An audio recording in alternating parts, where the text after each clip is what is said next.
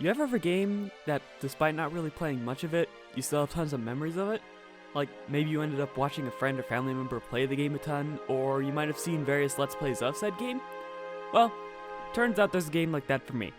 An RPG released on one of Sony's most successful consoles. The game I'm talking about, which you might have already guessed by now, is none other than The Legend of Legaia! Now, the thing about this game that really sticks out to me is the combat. Instead of having a standard attack and skills menu, you gotta input directions in this bar to essentially create fighting game combos and trigger your special attacks.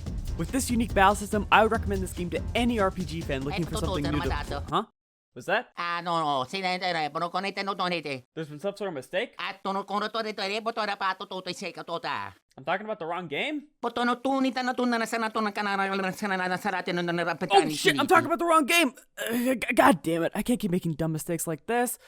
First I forget to finish a video properly, then I talk about the wrong game. I bet next video someone else will randomly read a line with no explanation. Anyway, this is the game I'm actually talking about, Final Fantasy X. This is one of the many games I grew up with, alongside games like Luigi's Mansion, the Jak and Daxter trilogy, Paper Mario and the Thousand Year Door, and Kingdom Hearts 2. But unlike those games, I didn't really play much of this one. Because of this, I'm very well aware of what the characters, story, and world is like, but I'm not too familiar with how stuff like the sphere grid works, what the role of all the characters are, or what the deal with Blitzball even was. So today, I'm going to play through the game to actually form a valid opinion on it. Now, before we start, I'd like to bring attention to the fact that I'm playing the International Edition on a PS2 emulator with a widescreen hack. Some of you might be asking why I would play it this way, considering there's been a remaster available for both this game and its direct sequel on PC and most modern platforms. Well, allow me to start a mini-show called Find the Remaster! Where I pit a game's remaster against the original to see if you can tell which is which. Today, we're looking at Final Fantasy X's opening cutscene. Can you guess which one is the original? It sure is a doozy! Yeah, so it turns out the porting process resulted in the characters' faces being less detailed and expressive than the original, as well as other graphical errors and aspect ratio sins. There's a really good thread on Twitter listing these mistakes that I'll put in the description so I don't waste time talking about it in this video. The International Edition has all the gameplay changes in the remaster without the need for installing an English patch. Although, just a heads up, when starting a new game, this first menu asks if you want the original or expert sphere grid, the second one asks if you're sure, and the third one asks if you want the game with Japanese or English text. Man, this title screen brings me back. The pleasant use of color, the water graphic in the center, the official Final Fantasy X website being listed, don't go there by the way, and the two instances of the tile being right next to each other for some reason. Our story begins in a bunch of ruins and a cast of characters sitting around a campfire, but they will not sing the campfire song because this is a sad scene with sad music. You know, unless hearing the song in multiple YouTube videos has desensitized you to its emotional impact. This blondie here walks up this hill and begins the world's longest, most drawn-out monologue ever. Listen to my story. Oh, god damn it, this is already too confusing. Here I am telling you the story of a guy who's telling me a story. How deep does this storytelling-based rabbit hole go? Should I start playing Storyteller from Guilty Gear, that one song that despite my 150 plus hours in Strive I still haven't gotten yet?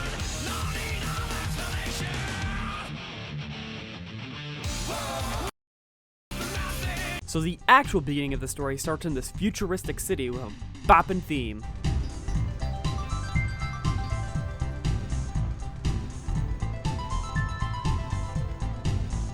Our protagonist is a professional athlete. His official name is Titus, or Titus if you're wrong, but since nobody in the story ever refers to him by name, you can rename him to whatever you want. And for this playthrough, I've named him in honor of one of the greatest Tumblr posts of all time.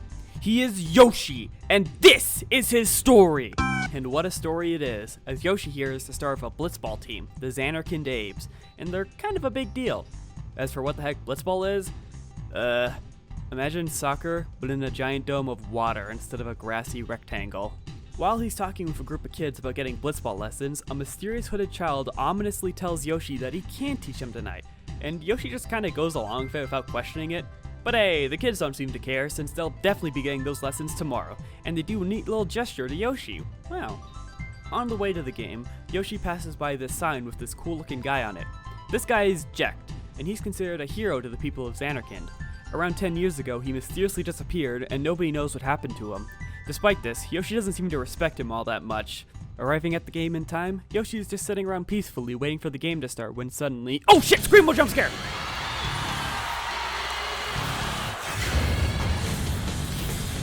While at first this song seems a little intense for a sporting event, turns out it's actually for a coincidentally timed destructive force approaching the city. And it's not long until the destruction catches up to the stadium and starts ripping it apart and causing Yoshi to fall to his death.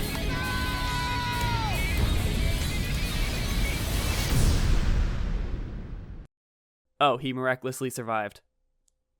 Okay. Yoshi, trying to get a hold of the situation at hand, runs into Auron, a character that is heavily underutilized in Kingdom Hearts 2 despite how awesome he is. Like, seriously, he's only part of 10% of the world he's in, and he's only an active party member for 5% of it. Anyway, Auron and Yoshi seem to know each other, but all Auron does is say that he's been waiting for Yoshi and continues his morning stroll. As the chaos unfolds around the city, time suddenly stops for everyone except Yoshi and that creepy hooded child. It begins. What? Don't cry.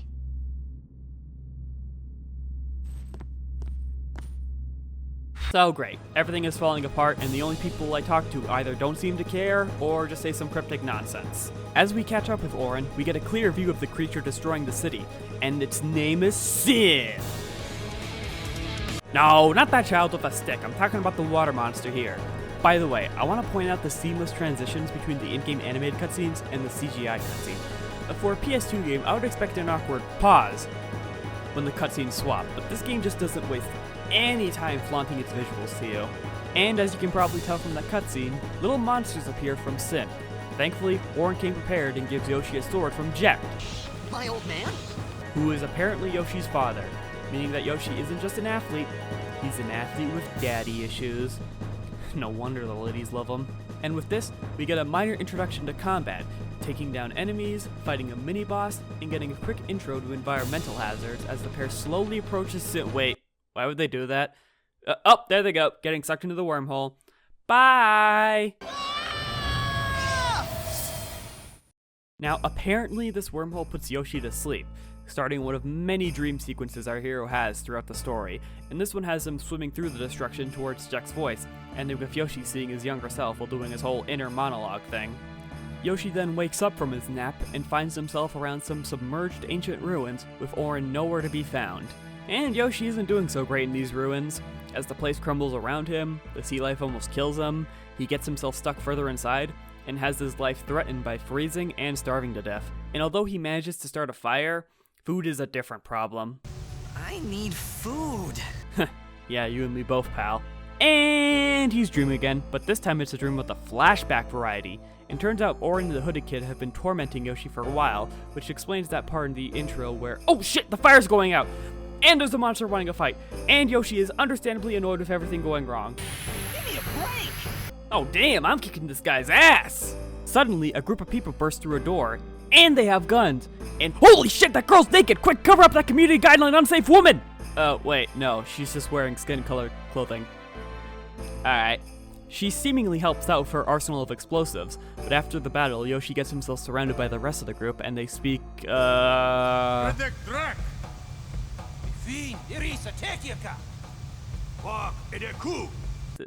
I don't speak Italian. Okay, fair enough, probably shouldn't have said that. This time, there's no dream sequence, just more of Yoshi getting yelled at in a foreign language, so basically more nonsense. And this cool mohawk guy doing gestures isn't helping. That is until the woman suddenly explains the situation in English, to the surprise of our hero. So, some explanation. These guys are Al Bhed, and they have their own fictional language of the same name. While exploring, you might have noticed these blue circles on the walls, and they've got messages also written in the Al Bhed language. Throughout the story, you can find these books around the world that translate a letter into English. The coolest part about this to me is that in the ruins, there's a sphere where you can transfer this data from another save file, so if you do a second playthrough, you can find out what the first message says, as well as what the characters who speak Al Bhed are saying. Hey, look, there's a book on the ship! Now their dialogue makes perfect sense! So now Yoshi has to go help these guys with exploring more submerged ruins, but more technologically advanced than the other one. Certain parts of the ruins require interacting with terminals to open the way, and how does the hero handle these? By whacking the potentially fragile technology. This incredibly smart move somehow works, but attracts a big sea monster to fight, and after dealing with this boss, the group finds something big deep below, and it turns out to be an airship. The group will head back into the ship to celebrate this discovery, except for Yoshi, who isn't allowed in and remains on deck, still dealing with the fact that he's hungry, and judging by how he handles the food given to him, I can't say I blame them. He could have eaten their entire food supply. And now I can finally stop calling this person the woman because Yoshi asks for her name. She's Riku, with 2 Ks, as opposed to the Riku with 1 K. And the reason she took so long to properly introduce herself was that her coworkers thought that Yoshi wasn't human for some reason, which, I mean, they're kinda right. Wait, we? Oh no, they're French. Get out of there, Yoshi! So Riku and Yoshi talk to each other, and Yoshi explains everything that happened before she showed up, and she believes that based on what he told her, Sin's toxin caused Yoshi's memories to get messed up, and drops the bombshell that it's been 1,000 years since Sin destroyed Xanarkand. Riku decides that dropping Yoshi off at a place called Luca would be a good idea since he plays blitzball, and tells him that saying he's from Xanarkand is a bad idea since it's become a holy place after its destruction. But before they can head over, Sin appears and knocks Yoshi off the ship, separating him from Riku. Yoshi, after his second encounter with Sin, washes up towards the beach and suddenly gets hit by a blitzball out of nowhere. Looks like a team found him during practice, and he decides to show off with a blitzball trick that impresses all of them.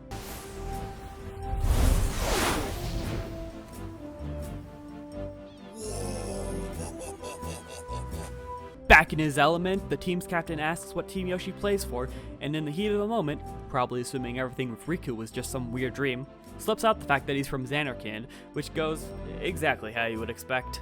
Realizing what happened to Yoshi, the captain, called Waka, decides to escort Yoshi to the nearby village, but before they leave, Yoshi asks about Xanarkand being destroyed 1,000 years ago, and Waka confirms that's the case, while also explaining that was more than just Xanarkand destroyed, as Sin did the same to other cities powered by what the game calls Machina, basically just machines but given a fancy-like name. And Waka believes that Sin exists because people back then were too reliant on Machina and let it get out of hand. On the way, they talk about Waka's team, the Besaid Aurochs. Yoshi gets asked to join the team for an upcoming tournament, learns that the Aurochs haven't won a game in 10 years, and how the tournament will be Waka's last game since he messed up his chance last year because of something stuck on his mind. Yoshi also finds out that the Aurochs' goal all this time has been to do their best. He instantly realizes why they sucked balls for so long, and decides that they need a new goal. And before you know it, they arrive at Besaid Village. Before leaving Yoshi on his own, Waka quickly goes over how to do a prayer, and it's the same gesture those kids in Xanarkand did. Back then it was a blitzball sign for victory, and stuff like this provides a really interesting element in the storytelling, where the protagonist learns new things about how life is like in this time, but has to constantly pretend like Sin's toxin made him forget those things. Like when he said he was part of the Xanarkand Abes and had to stop the awkward silence by mentioning Sin. And later, when he enters the temple, asks what a High Summoner is, instantly offending everyone inside, and quickly falling back to blaming Sin for not knowing. Oh yeah, by the way, High Summoners are summoners that have defeated Sin, creating a time of peace until Sin eventually comes back. And all summoners have the ability to, well, summon powerful entities called Aeons to protect the land of Spira. And with that, Yoshi has gotten himself familiar enough with this new world to take another nap, and, you guessed it, have yet another dream. This one shows what happened after Jack suddenly disappeared, Yoshi's mom desperate to find him, with the young Yoshi not really caring about his disappearance, even if he may die. Which means he doesn't have your average everyday daddy issues, he has advanced daddy issues. Upon waking up, we discover that an apprentice summoner has been undertaking a trial for an entire day, and after hearing this, and that it might be dangerous inside, Yoshi rushes in despite it being forbidden to enter during the trial. Here we have the Cloister of Trials, where the game goes from an RPG to a puzzle game, utilizing glyphs, spheres, and block pushing to progress or obtain treasure, and this first one is nothing special, mostly just a tutorial to get familiar with the gameplay of these. Before finishing the trial, Waka catches up with Yoshi, explaining that only summoners and their guardians can enter the trials, as well as bringing up the fact that he himself is a guardian for the summoner, planning on focusing on that after he quits Blitzball. In the chamber, there are 2 of the summoner's guardians, Kimari Ranzo, a Ranzo with a broken horn who's been protecting the apprentice summoner for most of her life, and Lulu, a woman in a black robe with way too many goddamn belts. I could make a joke about who the character designer is, but those jokes are a tiny bit overused, so I won't bother. Anyways, they are unsurprisingly upset with the fact that Waka and Yoshi showed up unannounced, but before any arguing starts regarding the fact that some random blondie entered, the apprentice summoner exits the final chamber, announcing that she has succeeded and has become a real summoner. This is Yuna, the other main character in the story. As a summoner, she must go on a pilgrimage to other temples across the world of Spira and complete their trials to eventually become a high summoner to destroy Sin, while obtaining the ability to summon a new Aeon with each trial completed, and this trial gives her this insane looking bird called Veilafor. Side note, you can actually rename the Aeons just like the protagonist. However, I won't be doing that, as the only thing worse than my jokes is my ability to come up with names that don't sound idiotic. However, if I did, I'll say that I would rename Veilafor to The Word. Why, you ask? What, you haven't heard? I thought you would have heard by now. That the bird's the word. With Yuna's trial complete, Yoshi gets familiar with the Aurochs and tells them that their goal is no longer to do their best, but instead is one simple word: victory. Because that's why you play sports competitively. Before calling it a night, Yoshi meets up with Yuna and gets to know her a little, and learns that she's the only one who believes Yoshi is actually from Xanarkand. Dude, you're never gonna believe this. There's yet another dream sequence. This time it's all about Yoshi's insecurities regarding how Jack doesn't seem to respect him all that much. You with a woman? You can't even catch a ball! Oh, what's the matter? Gonna cry again? Cry, cry. That's the only thing you're good for. Huh? What'd you say? I hate you! Huh? I hate you!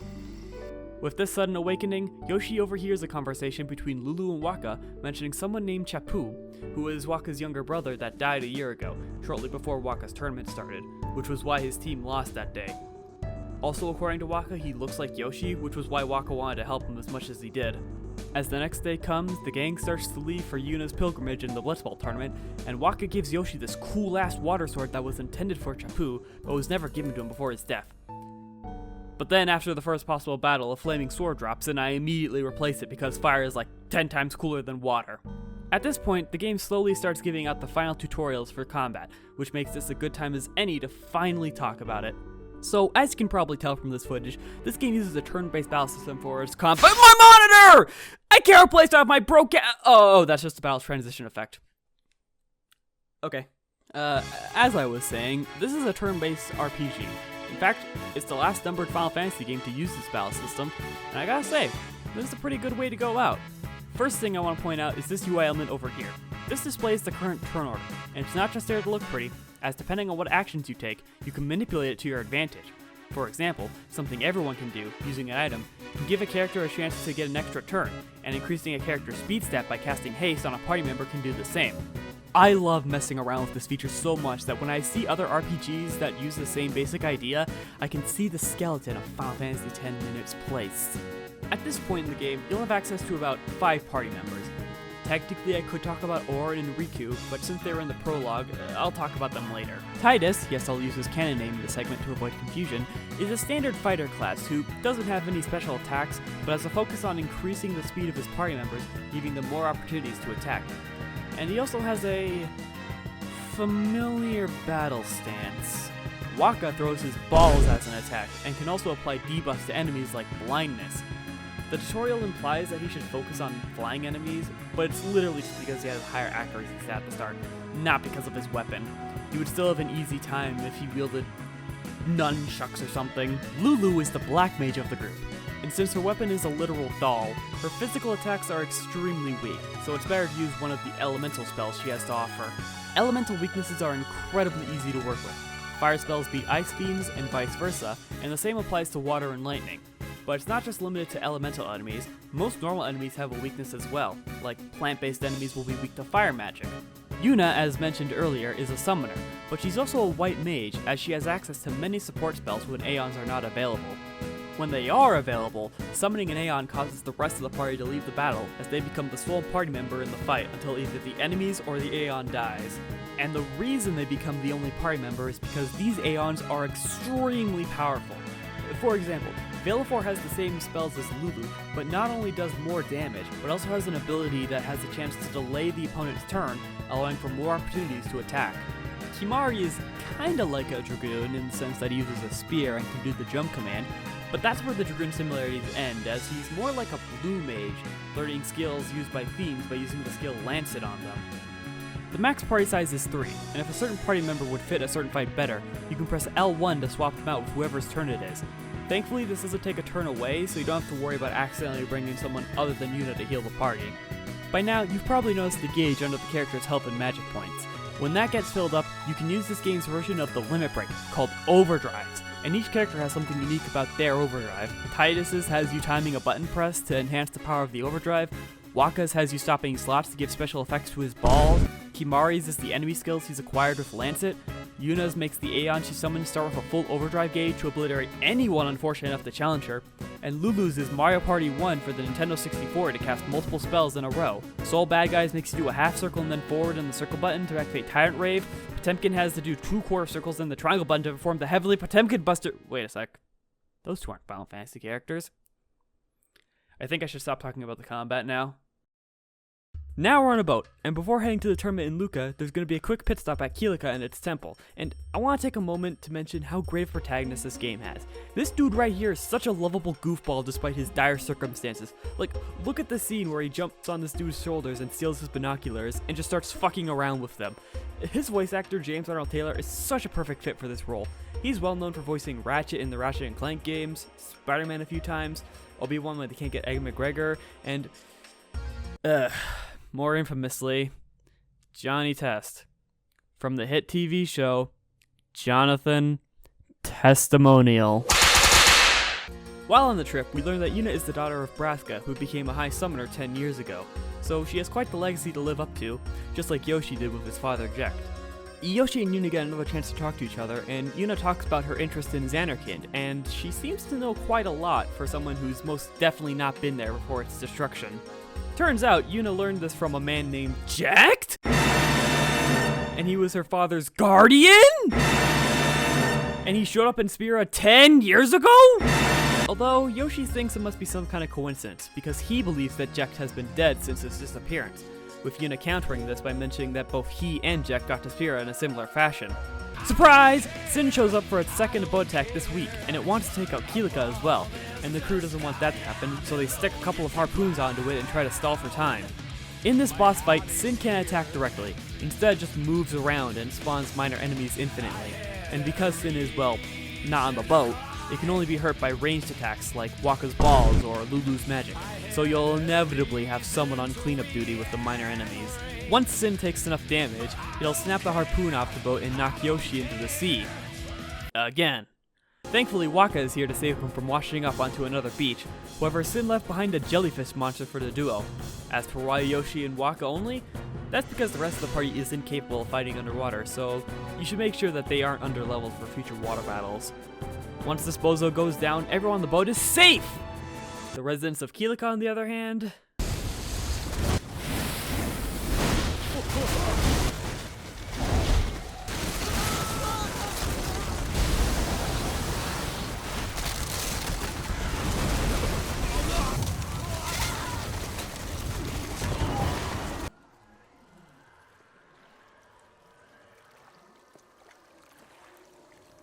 Arriving at what's left of Kilika, Yuna offers to perform a sending, which is a ritual a summoner performs to send the souls of the deceased to the far plane, basically to the afterlife.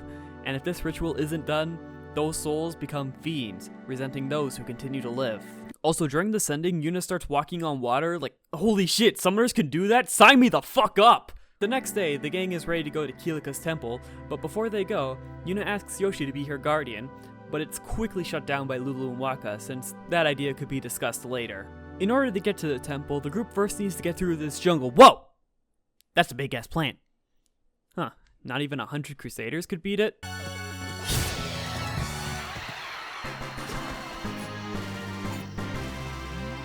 Sounds like you guys need better fighters. Right before arriving at the temple, the trip is interrupted by a Sin spawn, which are powerful fiends that are born from Sin, and if left alive, will eventually bring Sin back for them. In this fight, the boss is weak to fire magic, however, the tentacles will absorb any magic casted onto it, and for an early game boss, it's pretty decent. Nothing too crazy, but it's fine for what it is. After the fight, Wakka unexpectedly asks Yoshi if Xanarkand has ever had fiends showing up around there, and after casually answering that it doesn't happen too frequently, Yoshi immediately questions why Wakka suddenly believes him, to which Wakka responds with a theory he came up with that Sin doesn't kill people, but instead takes them through time until they come back to the present.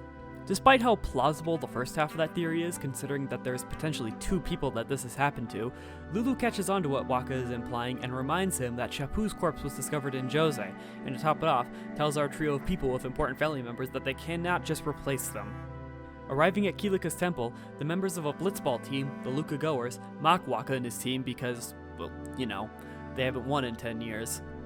Yoshi remarks how much their shithead attitude reminds him of Jekt, which surprises Yuna since it doesn't sound like the Jekt that she knew, further supporting Yoshi's belief that these Jekts couldn't be the same person. Entering the Cloister of Trials here, Yoshi is kicked off the elevator due to the fact that he isn't a guardian yet, and we wouldn't want a repeat of what happened with Besage's temple, forcing Yoshi to wait until they come back. However, before he can go outside to wait, he's blocked off by Donna, a summoner who had just earlier came back from her trial, and just like the Luca Goers, thinks she's hot shit because, oh, Baraska only had 2 guardians, so she's only gonna have 1. Anyway, she asks why Yoshi isn't in there, to which Yoshi answers, and Donna has her guardian throw him onto the elevator and force him into the trial to attempt to sabotage Yuna's pilgrimage. And with the elevator refusing to go back up, Yoshi is left with no choice but to go further in. So if you couldn't tell from the fire outside the temple, the fire inside the temple lobby, and the fire outside the trial's entrance, this trial's gimmick is fire, powered by these red spheres. Using them burns down doors, but also blocks the way, so you'll need to remove them in order to proceed. Entering the final chamber, Wakka and Lulu are understandably upset to see Yoshi, since if this keeps up, Yuna could lose her status as a summoner. While waiting, Yoshi learns that behind the cool-looking door is the Faith, who were people that fought Sin and lost their lives, yet lived on in statues until a summoner calls upon them and they appear as an Aeon. As Yuna emerges with a new Aeon, Yoshi's monologue mentions that the song playing in the chamber was something he remembers from his childhood, and since both of his encounters with Sin and Spira never brought him back, this reminder of his home that he can never return to eats away at him until it gets too much for him that he screams. Ah! But hey, Yuna can summon Ifrit now! Did you know I haven't played Final Fantasy 16 yet? And with everything planned to do in Kilika is done, the group hops back on the boat and makes their way to Luca.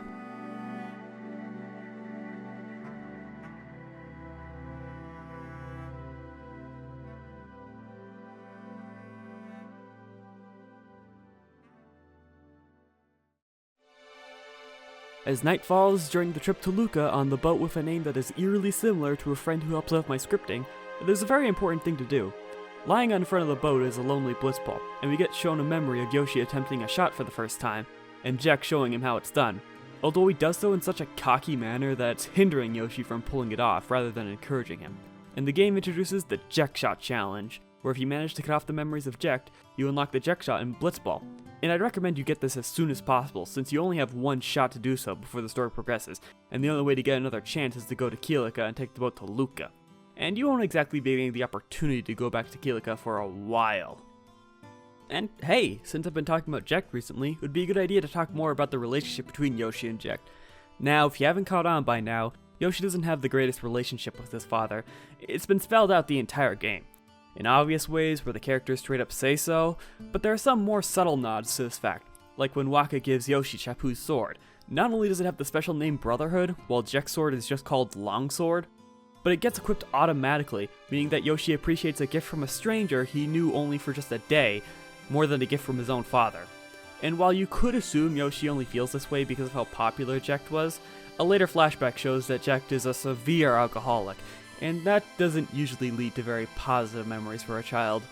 This contrasts heavily with the rest of the party, as Yuna admires her father, while Wakka and Lulu don't understand since their parents died when they were very young. But enough of all this serious talk, because it's a new day and Luca is right around the corner, and this tournament is such a big deal that the announcers are covering the players' arrival. Yeah, not their games, but their arrival. Surprisingly enough, Kilika's team has enough players to play after Sin's attack, and turns out the Poseidorox's situation is worse than we thought, as they never actually won a game ever.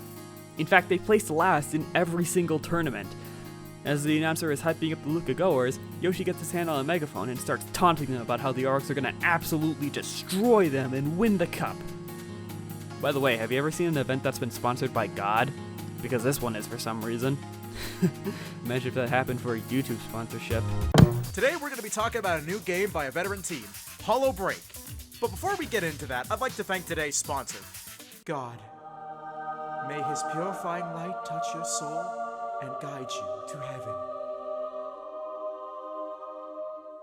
Right after, we hear the news about the arrival of Maester Micah. He's the person in charge of Spira's governing body, so it's no surprise that his arrival is a big deal. Accompanying him is Seymour Guado, someone who in the PS2 version appears to be a sinister man who looks like he has ulterior motives. While in the HD version, he looks like you just told him a stupid joke about his haircut. One more thing to know about him, he's not actually a human, but a Guado, the main difference between the two being their long and pointy fingers. According to Seymour, his father was able to establish a peaceful relationship between the two races before he died and was sent to the far plane about a fortnight ago.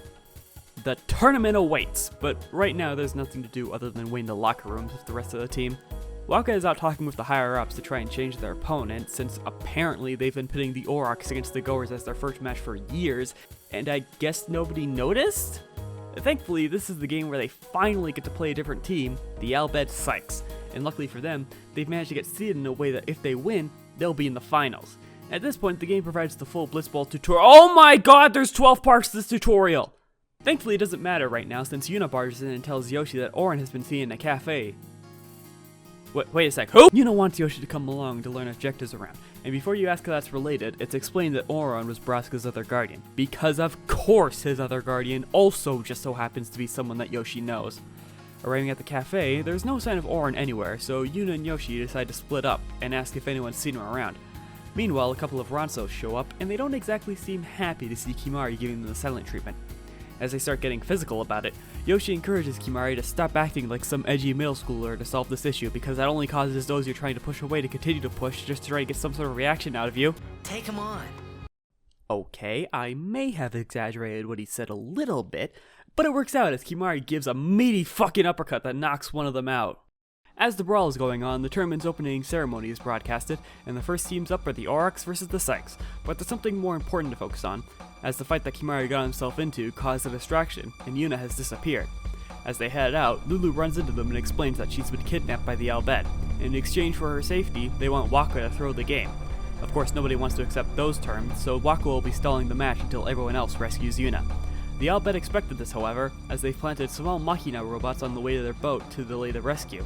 And if only there was someone who could exploit their fatal weakness to electricity. I cast Thunder Spell! They manage to get into the boat at the last minute, and the Albed deploys a giant Machina robot to stop them. In this boss fight, there's a big-ass crane that can be used with a trigger command, which are boss-specific commands that give you an advantage. And this was first seen with the boss fight with Riku back in the prologue, where you can flank the boss so it will stop moving away. And in this fight, activating the crane will move apart from the boss, dealing massive damage. However, you will need to spend a few turns giving it power by casting lightning spells on it before you can use it. And after it's destroyed, Yuna's let go and god damn, she did that? And she's only a summoner? Yeesh, imagine how much destruction she would do if she picked up Monk instead. As things calm down, Yoshi notices that the boat has similarities to Riku's and explains that they saved his life before arriving in Besaid. Yuna asks if someone named Sid was on the ship, who was her uncle that she never ended up meeting, meaning that Yuna is partially Albed. Lulu gives Yoshi a warning to don't tell Waka about Yuna's lineage. The thing about Waka, he never had much love for the Albed. Whoa! I gotta tell Waka. I thought I told you not to tell Waka. The game! Oh!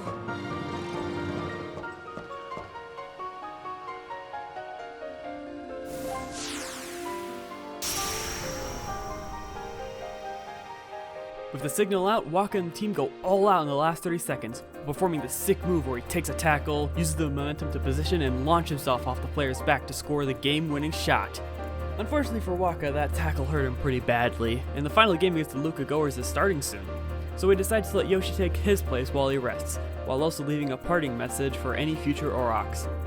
And now it's time for me to attempt to explain how the fuck Blitzball works. Movement is probably the best place to start, as it's automatic until a member of your team has the ball. Pressing square opens the menu and stops time. You can perform a set of actions or direct your team on where to focus when the opposing team has the ball. When it comes to stats, there are 6 main ones: HP, endurance, passing, shooting, attacking, and blocking. Technically there's also catching, but that's only for the goalie, so it's only really relevant for shooting. HP is the most important stat. It slowly drains the ball carrier, is used to perform actions, and when completely drained, halves the shooting and passing stat. Attack and endurance is used when opposing players get close enough to the ball carrier and start an encounter. You have the option to break through one of them to get them out of the encounter, and the way the stats interact is simple. If the attack stat is higher than the endurance stat, then the ball will be stolen. If not, then the ball carrier will get to perform their action, which is where the rest of the stats come into play. Passing and shooting function pretty much the same. You do the thing, and as the ball travels, the corresponding stat lowers. If the stat falls to 0, it automatically fails. Like passing and shooting, the block and catching stat are functionally the same. Whenever a pass or shot happens and there's an encounter going on, the block stat will remove the amount listed from the shot or pass if successful, while for catching it will always be successful, but the amount removed is randomized in a range between 50% and 150% of the catch stat. And have you realized this is just a math game wearing the skin of a sports game? It sucks for you if you're an elementary student playing this game before you learn what the fuck a minus is. Okay, before we get to how I've been handling the match with the goers, let's clean up everything else. Techniques are special skills that take a chunk of HP to use and can be learned by marking the enemy player that used it in halftime and pressing X when the word tech copy appears. And certain techniques can cause status elements, which didn't show up in this recording session, but there's Poison, which disables techniques and increases the rate of your HP draining while holding the ball. Sleep is self-explanatory, and Wither halves the stat while it's active. Reminder, you don't learn this right before the first playable game. You learn this before Yuna gets kidnapped, so good luck if you forgot anything crucial about this mode. Checking in on the game of the goers, I've managed to prevent them from scoring a single point before halftime. However, they have done the same to me. Once the second half of the game starts, I get to show off the Ject shot, which will knock away 2 players in an encounter and adds 5 points to the shooting stat. Naturally, it scores with nobody around to block it. However, it's not long before they score a goal themselves. As the 3-minute mark hits, the crowd suddenly starts cheering for Waka to enter the field. Hearing this, Yoshi decides to let Waka finish the game in his place, and with the crowd getting hype, it's time for this game to reach its conclusion and give Waka the send-off he deserves. There's no way I can fumble this opportunity. I fumbled the opportunity. After that, not quite as embarrassing loss as it would normally be for the Aurochs, Yoshi re-enters the field to congratulate Waka for second place, but is interrupted when the stadium is attacked by an army of fiends, and as Waka and Yoshi get out of the field, we see that Auron has been here for the entire game. There's a battle with just him, and he's so cool he takes out the enemy with a single attack. Afterwards, Waka and Yoshi run into him, and before Auron can explain what's going on, another fiend shows up, functioning as a proper tease to what Auron is capable of. As more and more fiends overrun the stadium, Seymour summons the Aeon Anima to destroy all of them. And if you thought my rant about Auron in Kingdom Hearts 2 was unnecessary and out of place, then get ready for me to tell you about the unfortunate fate of Anima in Final Fantasy XIV's Endwalker expansion. A character teased before the game release that everyone expected would be a trial leading to potentially Anima-themed weapons from the Extreme Trial. And when the expansion dropped, we got to see how it took cues from its Final Fantasy X version that I won't get into to avoid spoiling both game stories, only for it to end up as a dungeon boss! There was never going to be an extreme version with animal weapons. I mean, in hindsight, the actual next trial was way cooler and a much bigger twist, but man, I still remember how disappointed I was when I thought it was just a dungeon boss. Anyways, now that the fiends have been dealt with and Auron has finally been found, Yoshi takes this chance to lay into Auron for getting him into this mess. Here we get some definitive answers to Yoshi's questions. First things first, the Ject that defeated Sin with Braska 10 years ago was the same as Yoshi's father. After Sin was defeated, Auron traveled to Zanarkand to watch over Yoshi until Sin's attack to bring him to Spira, which was a request from Ject, and with all this talk with Ject again, Yoshi asks if he is alive. Initially, Auron gives indirect answers, saying it depends on what he defines as alive, that Ject is no longer human, and that he must have felt something of Ject when he came into contact with Sin, which... And this one has him swimming through the destruction towards Ject's voice. Oh dang, before revealing the horrible truth to Yoshi that Ject is... a dirty Sin main doing fuck-ass shit like this! Wait, nope, hold on. What I meant to say is that Ject is Sin. After this big ol' info dump, Auron offers to become Yuna's guardian, on the condition that Yoshi becomes one as well, all while keeping the fact that Ject is Sin a secret from everyone else. And... hey, wait a minute. I recognize this place. This is a historical monument. A place that's home to a voice acting moment so terrible that it transcends the confines of this game, to the point where this single moment is what people remember Final Fantasy X for. This colossally bad voice acting moment is... intentionally bad, because the context is that Yuna is attempting to cheer Yoshi up after he just heard the worst news of his entire life, so he does a fake laugh to get himself into a better mood. By the way, this is how he actually sounds when he's laughing.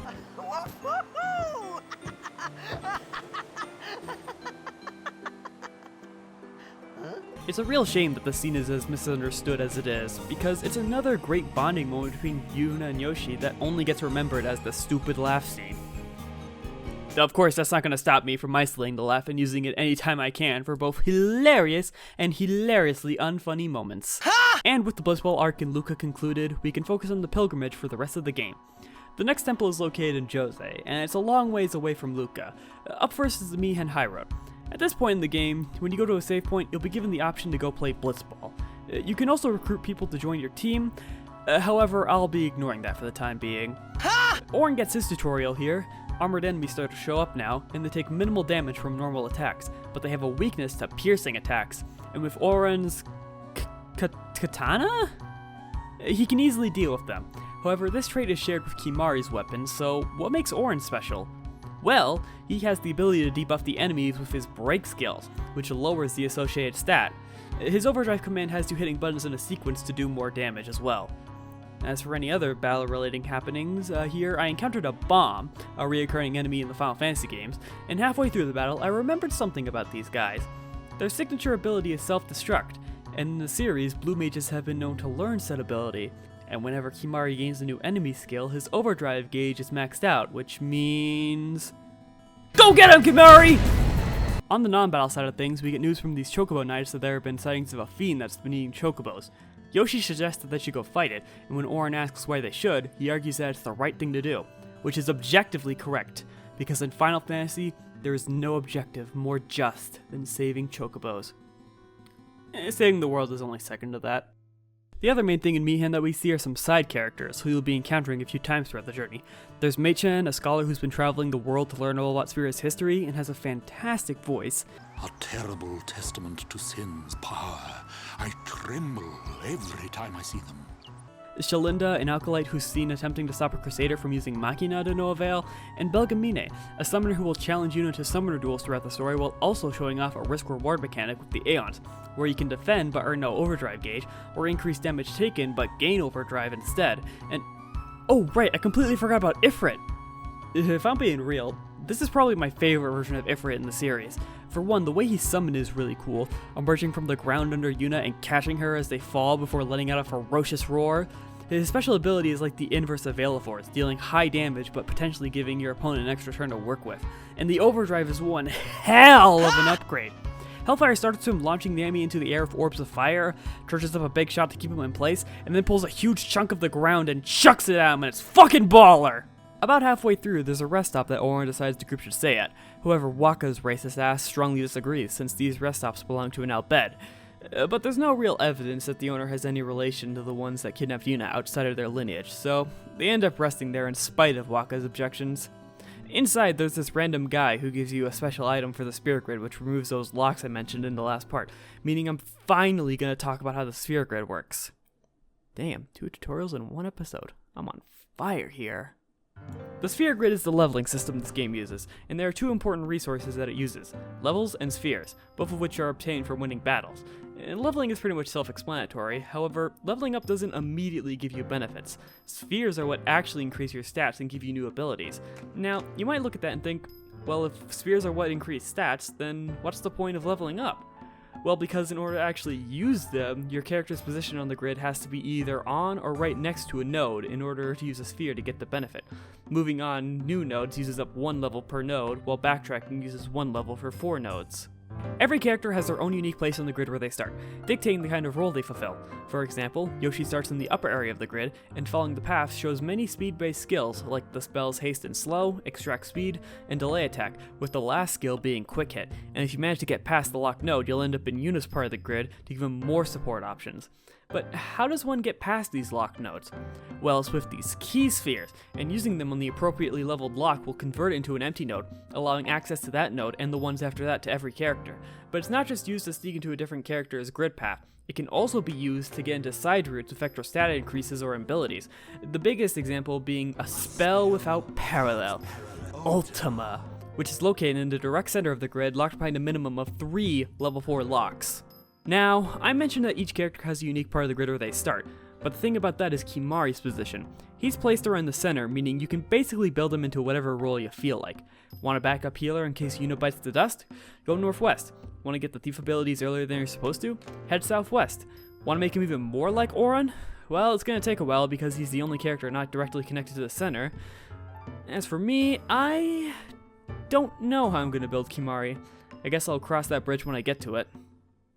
If you think limiting this customization to one character is lame, then maybe the Expert Sphere Grid is more your style. It places every character near the center and allows for more opportunities to hop on a different character's path. The possibilities with the Expert Grid are hilarious. Turn Wakka into a Black Mage, make Auron into a weak but fast thief character, or even turn Yuna and Lulu into physical tanky powerhouses the rest of the party relies on for protection. One more detail about the sphere grid that I should really talk about is the empty nodes. These can be converted into standard stat increase nodes by using special spheres. However, I must warn you to not use them as soon as possible because luck spheres are very rare, and if you convert an empty node to a luck node, you'll be forced to either not use your levels until you get the sphere, or be forced to backtrack so it can actually be useful. And that's the sphere grid. Overall, an interesting leveling system that can give you insane customizability, and since you have to manually increase your stats by using it, I can't help but wonder what a theoretical no sphere grid run challenge would be. Except, before I even wrote this part down in the script, my YouTube feed recommended me a video that showed that not only existed, but it's a fucking speedrun category. Back to the main event, Yoshi decides to head outside for a bit before sleeping, seeing Yuna gazing out towards the sunset, wishing to live in a peaceful world without fear of Sin's destructive force. Yoshi reminds her that she will be after defeating Sin, but she counters by reminding him that Sin will just come back. Now, the obvious rebuttal to this argument is to just beat Sin again, which Yoshi does suggest, however all she has to say to that is, I wish I could. Now with all this talk of Sin, Yoshi wonders what Yuna thinks is the reason for Sin's existence, to which she responds with a similar reasoning as Wakka, that Sin is a form of punishment for humanity. Yoshi ponders what people did that caused this to happen before remembering that it was because of the use of Machina, and wonders if it was actually that bad or not. And this question sticks with Yuna, since the idea never really came to her. Before heading back in for the night, Yoshi asks one last question. How is someone supposed to defeat Sin? According to her, the only way is with the final summoning, which calls forth the final Aeon. In order to summon said Aeon, summoners must travel to the far north to the ruins of Zanarkand, where their pilgrimage ends. The next day, as Yoshi's about to head out, the owner of these rest stops walks in. His name is Rin, and there are two main things I want to mention. Firstly, I really like his voice. Very friendly. I am Rin, owner of this establishment. Secondly, he gives a brief overview about learning the Al Bhed language, which I already talked about in like the first 9 minutes of this review. Like, come on Rin, are you not one of the 11 people that watched the first part to this review? But before Rin gets the chance to answer this question, because he absolutely has the ability to hear me and respond, someone screams out that the chocobos are in danger. So of course we head out to help, but are greeted by this ugly thing! Good lord, it's hideous! And it's the fiend that's been eating chocobos? Not a problem though. I have the perfect plan to change its ways. Murder. At this point, bosses start to have a respectable amount of health, so you better start going in with a plan. The Chocobo Ear has 2 main attacks. Your Next, where he points at a party member and follows up with Fist of Fury to deal a lot of damage on said party member, and his Charge Attack, which knocks the entire party back, and that's important because there's a big pit right behind the party, and if they get knocked in, the battle ends now for game over, but you now have to live with the knowledge that you let the Chocobos die that day. Oh yeah, you don't get any XP, but who actually cares about that? And unfortunately, I failed. But I refuse to let the Chocobos die, because like I said, there is no objective more just in Final Fantasy than saving Chocobos, so I reset the game and went in again. Now, the idea of this fight is to use piercing attacks to knock him over and deal enough damage to push him back. However, I decided to use Ifrit to not only do that, but also deal some pretty nice damage, since with careful use of Yuna's Overdrive, you can get 2 Hellfires out of a summon on top of the potential to knock the boss back. And with this knowledge I acquired, I am able to put out enough damage to easily kill the Chocobo Ear and save the Chocobos. Rin rewards the group with a free rental Chocobo to use for the rest of the Mi'ihen High Road, so defeating the boss is definitely worth the effort, because when riding Chocobos you can interact with these feathers to take side routes and collect treasure exclusive to the Chocobos. And to top it all off, you get one of the best versions of the Chocobo theme.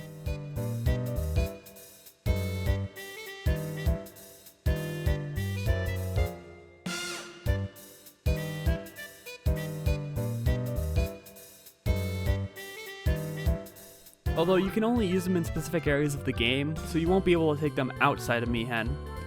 Reaching the north end of the high road, the way is blocked off due to a Crusader operation going on in the next area, the Mushroom Rock Road. And not even summoners can pass through, as Donna has been trying to convince the Crusaders to let her through for a while. Something to note here is that the Crusaders have been introduced as early as Besaid, but I decided to wait until now to actually talk about them since they weren't really relevant until now. The group's purpose is to protect Spira from Sin, but not in the same way summoners do. They more so try to get it away from the settlements of Spira. It's why villages and towns can stay standing, let alone a place like Luca. In Besaid we're introduced to two Crusaders, Luzu and Gata. Luzu being the more experienced one, while Gata is the newbie that is eager to prove his worth, despite his questionably colored clothing that gives Riku a run for her money. And believe it or not, this pair is actually part of the mission as well, transporting a package for the mission. Although we can't follow them since, like I said, not even summoners are allowed to pass through. Luckily, as the group head out to wait, Seymour shows up and offers to let them into Mushroom Rock. What a nice thing to do!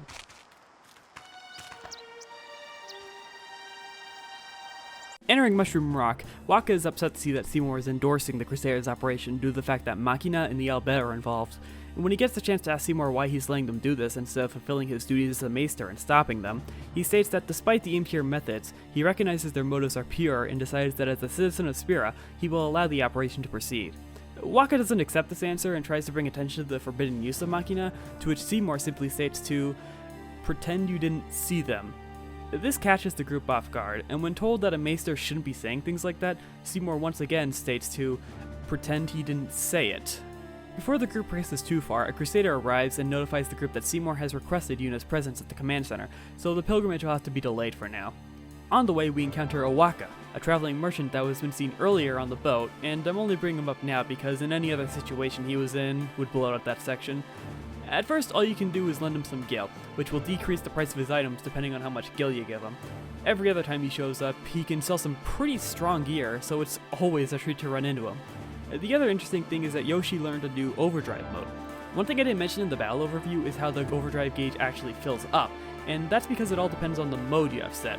At first, everyone starts with the Stoic mode, which increases the gauge upon taking damage, while the Warrior mode Yoshi unlocked increases the gauge upon dealing damage, thus increasing his overdrive output by an insane amount. Anyway, this area at first looks like a generic rock area, but it has these cool elevators that have water flow out of them when they move, so it has that going for it. And right before arriving at the command center, we see Luzu and Gata once again. Gata is upset that he's been stationed away from all the action, since fighting Sin is why he wanted to become a Crusader, and he runs off when he doesn't get his way. With Luzu alone, and seeing the group has been let through, he takes this opportunity to tell Wakka something about Chapu that he's been keeping from him. And despite Lulu's objection, Luzu reveals that it was him who got Chapu to become a Crusader. And Wakka takes this information about as well as you can imagine, and brings up that Chapu promised him that when he won a tournament, he would propose to Lulu. Luzu, wanting to make sure Wakka understands why Chapu went with the idea, mentioned that Lulu's safety was far more important to him than being in a relationship with her. But before the conversation go any longer, the Crusaders are notified to head to the beach and get into position for the mission. After hearing this unfortunate news, Wakka, most likely letting the anger from the previous conversation and his general hatred of Machina get to him, takes it out on Machina Cannon. Yoshi notes how much Wakka seems to despise them, and Lulu explains that Chapu actually left his sword in Besaid in favor of using a Machina weapon made by the Albed. Although Wakka is very quick to deny that's the reason he hates Machina, and, by extension, the Albed. Arriving at the command center, there's another Maester here, Maester Kinak, although his presence makes a lot more sense since he's also the commander of the Crusaders, and here we learn what exactly the plan is for this operation. At the beach, there's a Sin spawn that's been intentionally left alive, acting as bait to bring Sin over, and the Crusaders will be holding Sin off until the Albed's weapon is ready to fire at it. It's not a half-bad plan, however, Kinak can be heard offhandedly telling Orin that he's aware that the operation is going to fail, and that they'll just let them dream a little longer. As the operation starts, things already start to go wrong as the Sin spawn escapes, and it's up to our heroes to take it down. The Sin spawn Gui has 4 main parts to attack. The head, which will cast a powerful spell after it starts shaking, but can be prevented by damaging it. The 2 arms, which protect the main body from being damaged and are considered armored, so using Orin and Kimari to take them out is recommended. However, they will eventually regenerate. And the last part is the boss itself. And this is a really good boss. It's intimidating, powerful, and the design of the encounter is great. I mean, it's not the first time that Square has made a boss with the same design, as it's almost identical to the Exor boss fight in Super Mario RPG. I mean, there's no instant kill glitch with Geno, but I don't think people would consider that a feature. Upon defeating the boss, we get this sick as fuck shot where the background's in CGI and shows that our good old pal Sin got the Crusaders' party invitation. As the Crusaders attempt to fire at Sin and deal with its lesser spawns, it lets out this crazy shockwave that wipes out nearly all of the Crusaders, while knocking everyone else out. As Yuna is recovering from this attack, the Sin spawn gets back up and attempts to attack, only to be held back by Seymour, thus starting the battle all over again, with the party of Yuna, Oren, who happened to still be nearby, and the temporary party member that is Seymour. Now, if you just got an aneurysm from hearing that this fight happens again, it's no big deal. Because not only does it have less HP, but with Seymour in the party, he makes this fight a complete joke, as he has insane stats, a ridiculous amount of MP, and access to the tier 2 black and white spells, so yeah, no big deal here. And it seems like the Albed's weapon is ready to fire. It seems to work for a few seconds, until Sin counterattacks and destroys the weapon, along with the pilots. Yoshi is seen at the beach, and he wakes up to see the dead bodies of many Crusaders, with the only survivor being Gata, who appears to be suffering from Sin's toxin. After this moment, Yoshi looks back at the ocean and watches as Sin retreats. Now, considering that he just found out that his father has been Sin this whole time, he gets real upset seeing Sin leave and chases after him. And as he gets closer, he gets this vision of this strange location where all the Crusaders who died are wandering around, and unfortunately, Luzu is one of them. Then the same strange hooded child shows up, shakes his head, and walks away as a blitzball hits Yoshi in the face, and the scene changes into a flashback of Yoshi's childhood, where it reveals Jack's alcoholic nature. And after all this, Yoshi washes back onto the shore and is left to wonder how many died today, and delivers this iconic line. People die, and Yuna dances. When will she stop dancing? When will it stop? Oren can later be seen confronting Kinok about the operation, asking if he's satisfied. And after all that's happened here, and the fact that we're very close to Jose, where Chapu's corpse was discovered, I can't help but wonder. This isn't the first time an operation like this has occurred, has it? With another instance of Sin brutally massacring people that the group has failed to prevent, team morale is at an all-time low. However, in spite of this, Yuna seems to be in high spirits. This confuses Yoshi since she should be the one in the worst mood, and surprisingly enough, the person to explain why this is the case is Kimari, who states that she does this for the sake of keeping the team's spirits up, acting as a beacon of hope for them, and advises Yoshi to keep a smile on his face for her. Now, if you've been paying close attention to these series of videos, or you're watching the inevitable compilation of every part when I'm finished with this game, you've probably noticed that of all the main cast, Kimari is the one I've talked about the least, and it's not intentional or anything, it's just that, up until this point, he's been completely silent. Most of the time he just stands around stoically and pushes Yoshi away when he attempts to go where he's not supposed to. In fact, the first real interaction these two characters had was in Besaid before leaving for Kilika, where Kimari ambushes him out of the blue and fights him for a short bit. At that point it could be assumed that Kimari hates Yoshi, or at the very least doesn't trust him. So to see him suddenly speak to Yoshi shows just how much his opinion on him has improved over the course of the pilgrimage. And if you ask me, I think Yoshi supporting him in Luca was the catalyst for this change. And since I spent quite some time talking about Kimari's character, let's talk about the rest of the current supporting cast. Since he was first introduced, Waka has been nothing but extremely nice, hospitable, and a great guide to Yoshi, and the two quickly bond due to this and their shared love of blitzball. However, once it's revealed that he's racist towards the Albed, his uglier side starts to show more and more. Yet the two of them are still friends, as is shown when Yoshi stops Waka from assaulting Luzu after we revealed the truth about his brother. Lulu is an honest character, and not in the way that a fighting game character is honest, but in how she speaks.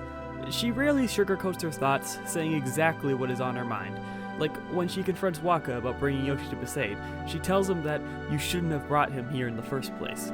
However, this trait of hers can also lead to some of the game's sillier moments, like after rescuing Yuna from the Albed and Luca, the first thing she tells Yuna is, I hope you hurt them.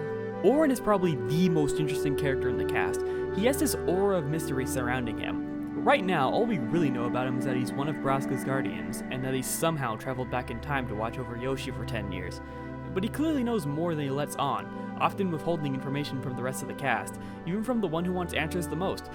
Yoshi, okay, I can't take this anymore. I'm 9 hours into this game and I already regret naming Titus Yoshi. Instead of coming off as a stupid name that sticks out like a sore thumb, it just sounds like some typical Japanese name. Why couldn't Yoshi's name in the West be Terry or something? Ugh. Anyways, here on the Jose High Road, Yoshi asks how far Zanarkand is from here, and the short answer is, that's still far away, not helping with the distance to the detour to Jose's temple, located after a fork in the road. Yoshi remarks how they probably can't just skip it all, to which the group confirms his suspicions, saying that visiting all the temples is a requirement to obtain the final Aeon. As most of the group continues on, Auron reminds Yoshi not to tell Yuna the truth about Jecht, saying she would distance herself from him if she found out. Understanding his logic, Yoshi wonders if he really needed to know, to which Auron mentions that he preferred if Yoshi knew as soon as possible, rather than finding out at a critical moment and letting his emotions get the better of him, which, considering what happened after Sin's attack, ended up being the correct choice. If he figured it out right there, I don't think he would have washed up on shore. Arriving at the temple, it's quite apparent that it's incredibly loud. I'm not sure why they would build a temple in a location like this. It honestly wouldn't surprise me if the person who picked this spot for the temple got some serious divine punishment at some point in their life. Entering the temple that looks like it violates several different OSHA regulations, both from the outside and inside, we see another summoner returning from his trial. His name is Isaru, and his guardians are his two younger brothers, Pase and Moroda. Before leaving, he warns Yoshi about a rumor that summoners have been mysteriously disappearing. And before we move on, I want to mention that while playing, I just couldn't shake the feeling that I've heard his voice somewhere.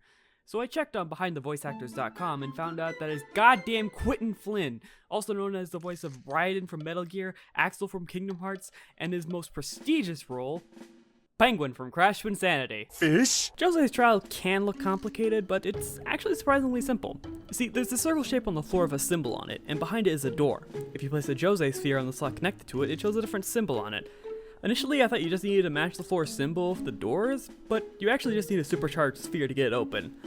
I also ended up spending quite a lot of time trying to figure out how to find the treasure, thinking that the elevator that spawns when you lay out the entire symbol on the floor takes you to the final chamber. Turns out this trial actually has a second floor, and that's where the treasure is hidden. Whoops! Right as Yuna enters the final chamber to attain her next Aeon, Donna arrives with her guardian. He recognizes Auron and asks for a handshake, saying that Auron is the reason he became a guardian, although Donna doesn't really seem to care about this, calling Auron riffraff before her guardian confirms his identity. Hell, Waka and Lulu take this opportunity to scold Donna for disrespecting someone like Auron. And you call yourself a summoner? Soon after, Yuna emerges with the Aeon Ixion, a unicorn aligned with the element of thunder.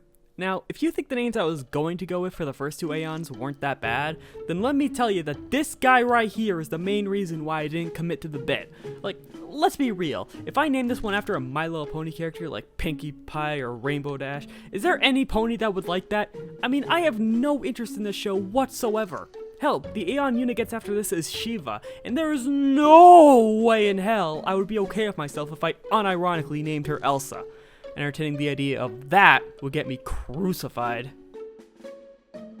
Wait a minute. Before leaving, the group sticks around for a bit to help the survivors, while learning what some of them plan on doing now. Some decided to dedicate the lives they still have, attempting to redeem themselves to Yevon, like the remaining Chocobo Knights who were left with just a single Chocobo to their name, while others choose to give up and return home, like Gata after getting traumatized by finding Luzu's body torn in half. Jesus. Thankfully, this upsetting news does get a little easier to process once the next day comes and this lighthearted scene plays where the party pokes fun at how Yuna slept in. Hell, even Auron lets out a nice little joke as well. Now, I do believe that's everything regarding Jose, but I can't shake the feeling that I'm forgetting something important, so give me a sec to review the footage to double check. Oh, of course, how could I forget? This place is also home to monkeys! With that detour finished, the next temple is located in Macalania, and much like with Jose's temple, there's a few areas to get through first. Up first is Moonflow, a location separated by a large river, with one side being covered by hills and the other being a forest. Making our way through the area, we get a look at our shiny new Aeon Ixion, who gets summoned by being yanked out of a portal via a lightning bolt connected to Yuna's staff. His special ability Arrow Spark deals non-elemental damage, thus ignoring all resistances, and his overdrive is simple, but effective, picking up the enemies in a ball of lightning and striking them with a charged up bolt. In other news, Yoshi used his starting overdrive enough times to unlock a brand new one, Slice and Dice, which has 3 separate attacks spread across all enemies, 6 if you perform the action command correctly. The other battle-related thing in this first area is another summoner duel with Belgamine, and after this duel, the game teaches you how to teach Aeons new spells. And it's a pretty simple process. Just pick an Aeon, select the spell you want them to learn, and if you have enough materials, the Aeon will learn said spell. Along the way, we encounter those same Ronso from Luca, who give the same warning Isaru told us about summoners disappearing, although instead of coming off as concerned about Yuna and her guardians, they use this warning as an excuse to make fun of Kimari and his broken horn. Yoshi asks if they have something against him, but instead of answering, he avoids the question and insists that he will deal with them on his own. Reaching the Moonflow River, the party encounters a group of moon lilies and pyreflies, which are basically those soul-like things that represent the dead and fly out of defeated fiends and aeons. It's said that when night falls in the Moonflow, fireflies gather around and cause the whole river to glow. Upon hearing this, Yoshi tries to suggest to wait until night, but is quickly shut down by Auron. He tries to compromise by suggesting to come back after defeating Sin, but is met by deafening silence from everyone, before eventually moving on to their means of getting across the river, the Shoepuff, a giant blue elephant-like creature that walks through the river. Fun fact from Auron, apparently when Jack first saw a Shoepuff, he was drunk, thought it was a fiend, and attacked it, which ended up being the event that caused him to stop drinking. Mounting the Shoepuff, Waka shows off the ruins to an old machina city underwater. Originally was built on bridges above the river, before the weight of the city caused it all to collapse. Nowadays, those ruins serve as a lesson for humanity to be wary of losing control of their own desires for power, thus justifying the prohibited use of machina. Yoshi points out how people still somewhat use machina, like with Luca's Blitzball Stadium, or, as a more recent example, the lift used to mount the Shoepuff, to which the response to that is that the use of machina is specifically outlawed if it could be used as a weapon, to prevent another war from starting. Before Sin was born, the main use for machina was to create weapons of mass destruction, and as they made more and more powerful weapons, it eventually caused Sin to appear and effectively end the war. However, this history lesson gets interrupted as the Shoepuff gets attacked by some Al Bhed, and they take advantage of the commotion to kidnap Yuna in the open. Yoshi and Waka get into hot pursuit after them, starting another underwater boss fight. Bet you forgot these existed. This fight is pretty basic. The only thing of note about this fight is when the extractor rises and prepares the depth charges. I don't know what it does, since when you do enough damage it will cause the boss to descend and cancel the attack, and with both characters hasted, they easily have the damage output to cancel the attack every time. Now, if you've been paying attention to the footage, you might have noticed that Yuna has her weapon drawn the entire fight. Since that technically means she was part of the fight, after being the boss she appears in the results screen, but doesn't receive any experience points, and I find that hilarious. Ha! As the ride continues, the group realize that the Al Bhed must be responsible for the summoners disappearing, but then that begs the question, why are they doing this in the first place? Those sand-blasted grease monkeys! Whoa there, Waka, that's a bit extreme, don't you think? Well, now we've reached the other side of the Moonflow, and there's something about that boss fight that interested me, and that's most of the attacks were directed at Yoshi specifically. Seems like whoever was piloting it seemed to really fucking hate him. I wonder what... Oh. So yeah, it turns out Riku is here, and the very first thing she does when she gets up is to take off her suit. Oh, thank God, she has another set of clothing underneath. Yeesh, how many close calls is this woman gonna give me? Soon the rest of the party catch up to Yoshi, and he introduces her to them, telling them that she's the person who saved his life, and nearly fails the Unleash Quicktime event. She's an Al Bhed. Feeling good. Yuna, Lulu, and Riku privately discuss about the possibility of Riku becoming a guardian, and they ask for Auron's opinion on the matter. He asks to see Riku's face, revealing her spiral eyes, a genetic trait of the Al Bhed. Thankfully, Auron doesn't object, and the final party member joins. And with that, we get another interesting story element, since we now have an Al Bhed in the party that has someone who has an intense hatred for those people, and we have parts of the story where the characters have to stop her lineage from being revealed, because, funnily enough, Waka doesn't realize here that she's an Al Bhed, despite her eyes being a dead giveaway. For example, later on at a rest stop, Rin sees and recognizes Riku, but doesn't say so after she quickly signals him to keep quiet about it. In combat, Riku is the thief character that can use the command steal to get items from enemies or chests, which can now spawn in battles, and with the use command she can utilize combat items to deal some great damage, which is useful because her basic attack leaves a lot to be desired. Her overdrive is where her real power comes into play, where she can combine two different items to create some kind of effect. For example, combining two bomb cores creates Firestorm, a multi-hit ability that does crazy damage. Soon the party enters Guado Salam, the hometown of the Guado people. It's in this cave area accented with a stained glass look and ends up looking super pretty. As soon as they enter, they are greeted by Trummo, who is basically Seymour's right-hand man. He tells them that Yuna has been invited to Seymour's home to discuss something important, although I have a hard time trusting this guy. With his mannerisms and the way he speaks, he just gives off some really creepy vibes. Truly, it is good to have guests again. As the party heads over, Riku stops Yoshi and gives up the gear customization tutorial. Oh, what? You thought I was done explaining what Riku can do? Well, joke's on you, I was never done! So, here's the catch with the equipment in this game. They don't have any stats. In fact, it would be more accurate to call them accessories. They can have up to 4 slots for abilities. Some can influence the stats of the characters, but they can also give elemental and status effects, or in the case of Censor, automatically display enemies' health and status. Much like how to teach Aeon's new spells, you'll need a certain amount of an item to attach a new ability. And yeah, that's basically it. This system isn't nearly as complex as the others, so it's not like it deserves its own section in the script. Although weirdly enough, I couldn't customize Brotherhood despite it having 3 empty slots. Not sure what's up with that. Entering the manor, there's a collection of portraits of all the past leaders of the Guado. Yoshi notes that they all look very similar, but Seymour sticks out a lot, and this is because his father, Jiskel Guado, married a human, who ended up being Seymour's mother. Seymour greets the party and activates a sphere that can recreate the thoughts of those in the far plane, and it gets used to create a projection of Xanarkand in its prime. Seymour mentions that a certain woman once lived in Xanarkand, this woman being the very first person that defeated Sin, Yuna Leska. Hey, now wait a minute! So yeah, it turns out that Yuna is actually named after Yuna Leska, implying that her father wanted her to defeat Sin, much like Yuna Leska did. But there's more Seymour has to say about this prestigious woman. To quote him, Yuna Leska did not save the world alone. To defeat the undefeatable Sin, it took an unbreakable bond of love, of the kind that binds 2 hearts for eternity. So in other words, she had help from her husband. Seymour then whispers something to Yuna, Like and subscribe. and this causes her to pace around and rush for a glass of water in a panic. What the hell did he ask her?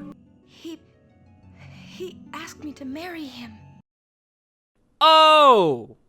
Naturally, this sudden question leaves Yuna uncertain about her answer, and needs some time to think about it. But before they leave, Seymour asks Soren why he's still around, and mentions that the Guado are keen to the scent of the far plane. Yoshi then proceeds to do the most Yoshi thing ever. Outside, the group discusses the potential outcome of the marriage if it went through, citing that it would give people something positive to talk about for a change, but it probably wouldn't last for very long, or not long enough to justify delaying the pilgrimage for it. Yuna then decides to go visit the far plane to think about this. So, remember way back when I mentioned that the far plane is basically the afterlife? Well, in Spira, people can go to the afterlife themselves to go see dead friends and family again. Lucky them, I suppose. Reaching the entrance, Orin and Riku wait outside instead of entering. Riku doesn't enter because the common belief from the Albed that the people that appear in the far plane are just fireflies that react to the memories of living visitors, and she prefers to keep her memories to herself, while Orin stays behind simply because he says he doesn't belong there. Entering, we see that only Waka and Yuna are meeting up with dead relatives. Waka takes a chance to meet with Chappu, giving him undeniable proof that Yoshi really isn't him.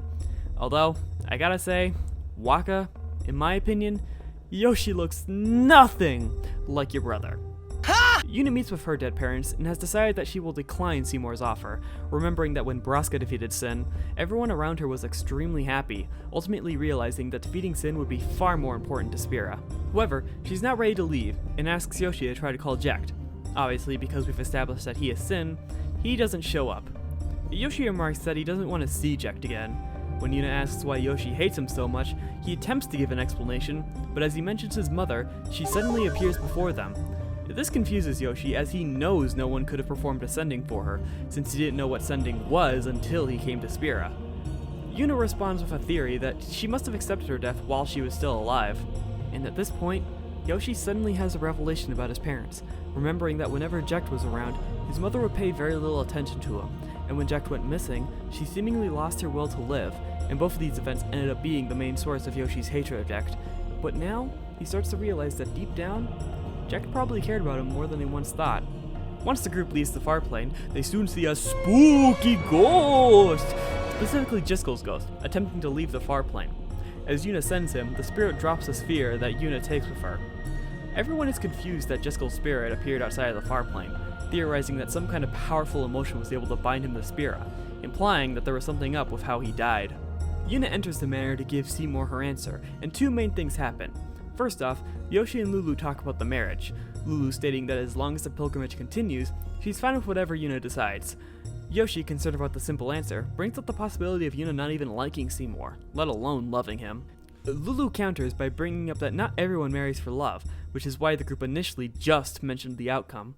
But even after hearing this answer, Yoshi still doesn't quite understand this logic. Not helping is Lulu mentioning that she would prefer that Yuna would marry for love, while in the exact same breath says that she would object if Yuna said she wanted to do just that. Ending this topic between the two, Lulu warns Yoshi to not fall in love with Yuna, and you're given 3 dialogue options. 2 of which are fairly normal options, while the last one will give you the death sentence. The other main thing is that Yoshi runs into Shalinda, who tells him that Seymour has left for Macalania Temple, and upon hearing this, Yoshi quickly tells the party the news in one of the best cutscenes in the game. They say Seymour went to Macarena Temple. Macalania Temple. Alright. All signs are pointing to Macalania Temple as the next destination, and first up for the trip is the Thunder Plains, a desolate wasteland constantly barraged by lightning bolts. In order to progress safely, you're urged to stick around these lightning rods, which will protect you, but when you're away from these rods, you'll have to dodge lightning by pressing X as soon as the screen flashes. And if hearing that reminded you of something, then yes, this is indeed the game where you need to dodge 200 lightning bolts in a row without leaving the area to obtain Lulu's ultimate weapon. Now, I wasn't anywhere close to reaching that requirement. And you know what my personal best was for this session? 2. I dodged 2 in a row. And why is that? Because my time traveling here consisted of getting used to the dodge mechanic, pressing the dodge button for what I thought was a flash when in reality it was just a random encounter, or the 5 times I got blindsided by lightning immediately after a battle ended or exiting the main menu. In fact, that's the only interesting thing that happened in this place outside of characters learning new overdrive modes and story stuff. The trip to the Thunder Plains is going pretty well for most of the group. However, Riku in particular is having a rough time due to her fear of lightning, which came from her brother accidentally hitting her with a lightning spell when he intended to hit a fiend attacking her. As the group reaches another rest stop, Riku tries to convince them to spend a night inside so she can calm down, and her desperation shows as she practically begs for the group to stay. So it turns out the news of Seymour's offer to marry Yuna has spread incredibly fast, as it seems like a lot of the Guado people have been telling everyone they come across about it. A strange thing to happen considering Yuna hasn't even given Seymour her answer yet. As the group head into their rooms, Yoshi overhears something from Yuna's room, and while trying to figure out what the noise is, he accidentally pushes the door open and falls into the room, witnessing Yuna looking at the records of the spear dropped by Jiskel, and she claims that the spear is his will, urging someone to take care of his son. Leaving the rest stop, the journey through the plains continues, and after a while, Yuna suddenly wants to tell the group something important. Strangely enough, Yuna has a change of heart, and decides that she will marry Seymour. When asked why she changed her mind so suddenly, she claims it's because it would be the best thing to do. Upon hearing this, everyone immediately realizes that the real answer can't be so simple, concludes that Jiskel must be involved somehow, and requests to see what was on the sphere he dropped. She denies this request, wanting to speak with Seymour beforehand. As the rest of the party continues, Yoshi and Auron discuss why Yuna changed her mind, with Auron suggesting that she hopes to negotiate him about something. After the Thunder Plains is Macalania Woods, a really pretty forest that looks like it's made entirely out of crystals. This is a fairly short area in the story, purely meant as an interlude area. Only 2 major story events are here, and hell, outside of that there are only 2 things of note to talk about. First is this part where you touch this rainbow butterfly to start a minigame where you follow a path and touch all the blue butterflies while avoiding any red ones. And, you know, it's not too bad. Just a fun little diversion. The second thing completely caught me off guard, and that is that I discovered that Brotherhood miraculously gained abilities. Believe me, it wasn't me that did it, it just suddenly got Strength plus 10, Water Strike, and Sensor without me noticing. I mean, it's not a bad thing, but it's really strange how I randomly got Yoshi's second best weapon in the game. My best guess as to how this happened is that it gained those abilities after Wakka talked to Chappu in the far plane, since after Wakka mentions the sword, Yoshi will take a look at it. But that wasn't a solid enough answer, so I looked around online to see if that's what actually caused it, and my results were... yeah, that's exactly how it works. While exploring the woods, we ran into Donna's guardian trying to find her in a panic. Thankfully, Auron is able to help by calming him down and putting him into the right mindset. First, he must guard his emotions, and then he'll be able to guard his summoner. Hopefully he can find Donna before she joins the rest of the disappearing summoners. You know, despite the fact that she's a bitch. Before we're leaving, Auron wants to show Yoshi something important and leads the group into this hidden area. But before Auron can reveal the reason he brought the party here, a gelatinous fiend arises and attacks the group. The Spheromorph is a boss that's immune to all sensors, and there's a good reason why, because it changes its elemental affinities as the battle progresses. It will only take damage from a single element, while absorbing the other 3. You can tell what element it's weak to by using the opposing spell it uses to attack. Of course, it can still take damage from normal, non-elemental attacks, but the design of the fight clearly wants you to use Lulu, since by now you should have access to the tier 2 Black Mage spells. And luckily for me, I've had them unlocked since Jose. But I have to say, I can't believe this was a boss I forgot was in this game, especially considering the way it morphs into different shapes to roll its moves. And I bet, unlike the Sin Spawn Gui boss, this fight has no similarities to a different RPG's boss fight that I just happened to be playing in the same time frame as this video's production. What do you mean the Emperor and Empress boss fight in Persona 3 Reload has basically the same strategy? Upon the boss's defeat, it drops a sphere. Orin explains that Jack left it here 10 years ago, and investigating the sphere, we see a few recorded scenes of his journey throughout Spira, where he takes a more laid-back approach to the journey, recording the whole thing to show off to his family when he returns home, until reaching the part where he's in Makalani Woods all by himself, recording a message for Yoshi. And just by listening to how he speaks, he definitely sounds like a new person. And he finishes the recording off by telling his son that he believes in him. After listening to the recording, Orin talks about how Jack changed throughout the journey, eventually accepting that he'll never return home. Hearing this, our hero understands Jack's decision and starts to accept that he too will most likely never return home. I guess you could say this is a classic case of like father, like son. Of course, all this doesn't change the fact that Jack is a shitty parent.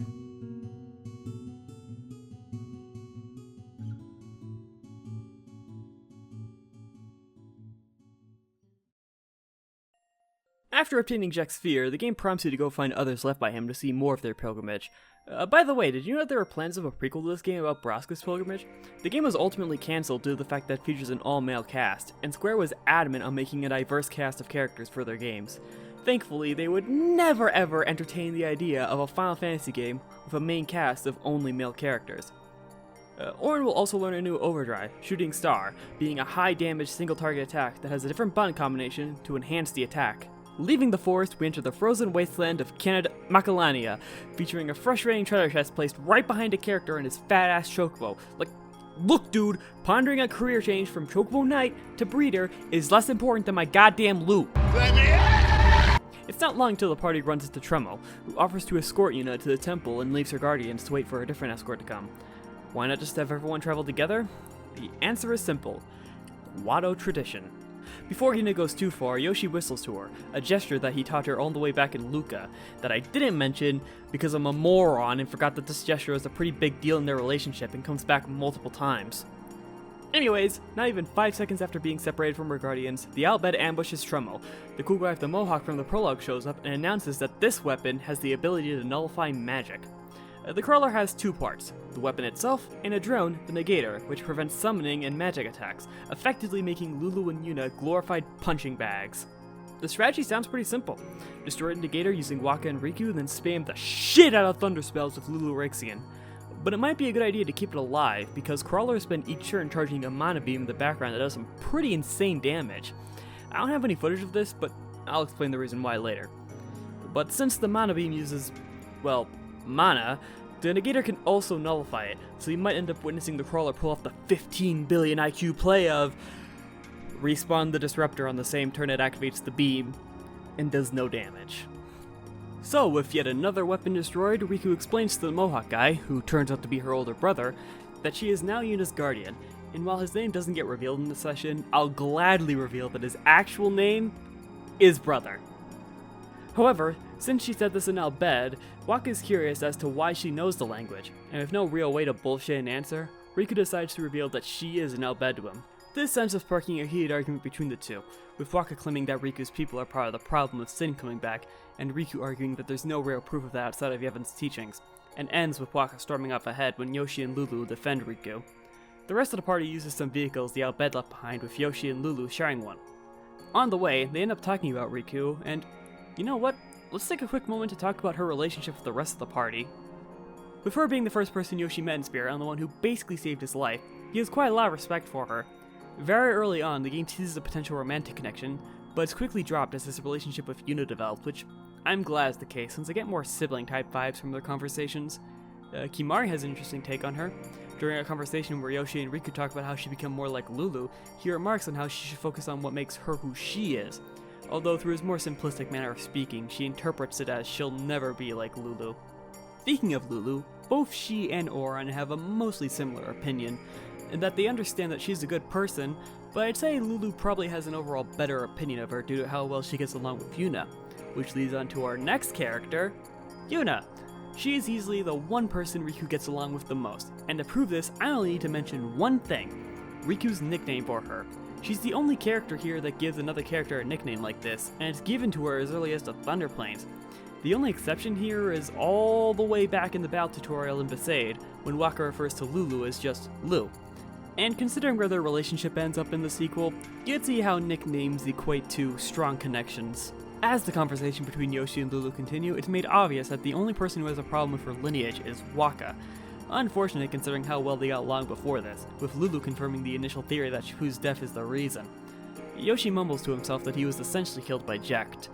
Lulu catches some of his words, with Yoshi quickly changing the subject to ask if anyone is aware of the fact that a person can become Sin, under the guise of asking if it's a possibility, and the answer he gets is that basically nobody knows the truth about it.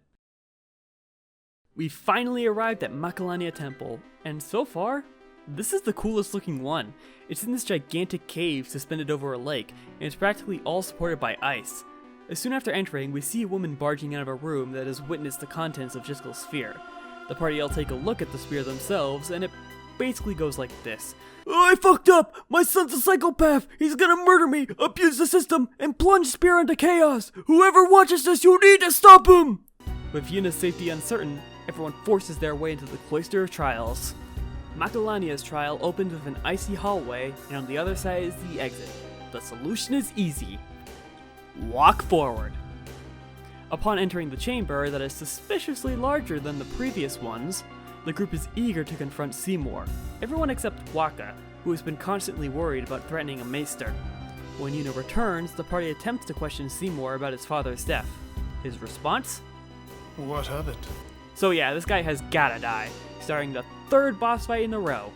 The fight opens with Seymour and his guards casting defensive spells on themselves, with the guards increasing their physical defense and Seymour increasing his magical defense. Seymour will use the 4 elemental spells Blizzara, Thundera, Watera, and Fira in that order, meaning that Yuna's 4 null spells can completely invalidate his turn. Much like Gui, the guards will protect Seymour if he's targeted, but whenever they're damaged, they will instantly use an auto potion and heal. Riku can nullify this effect by using Seal on the guards, and unlike Gui, they don't respawn after dying. This fight features a trigger command for 3 characters. Talk.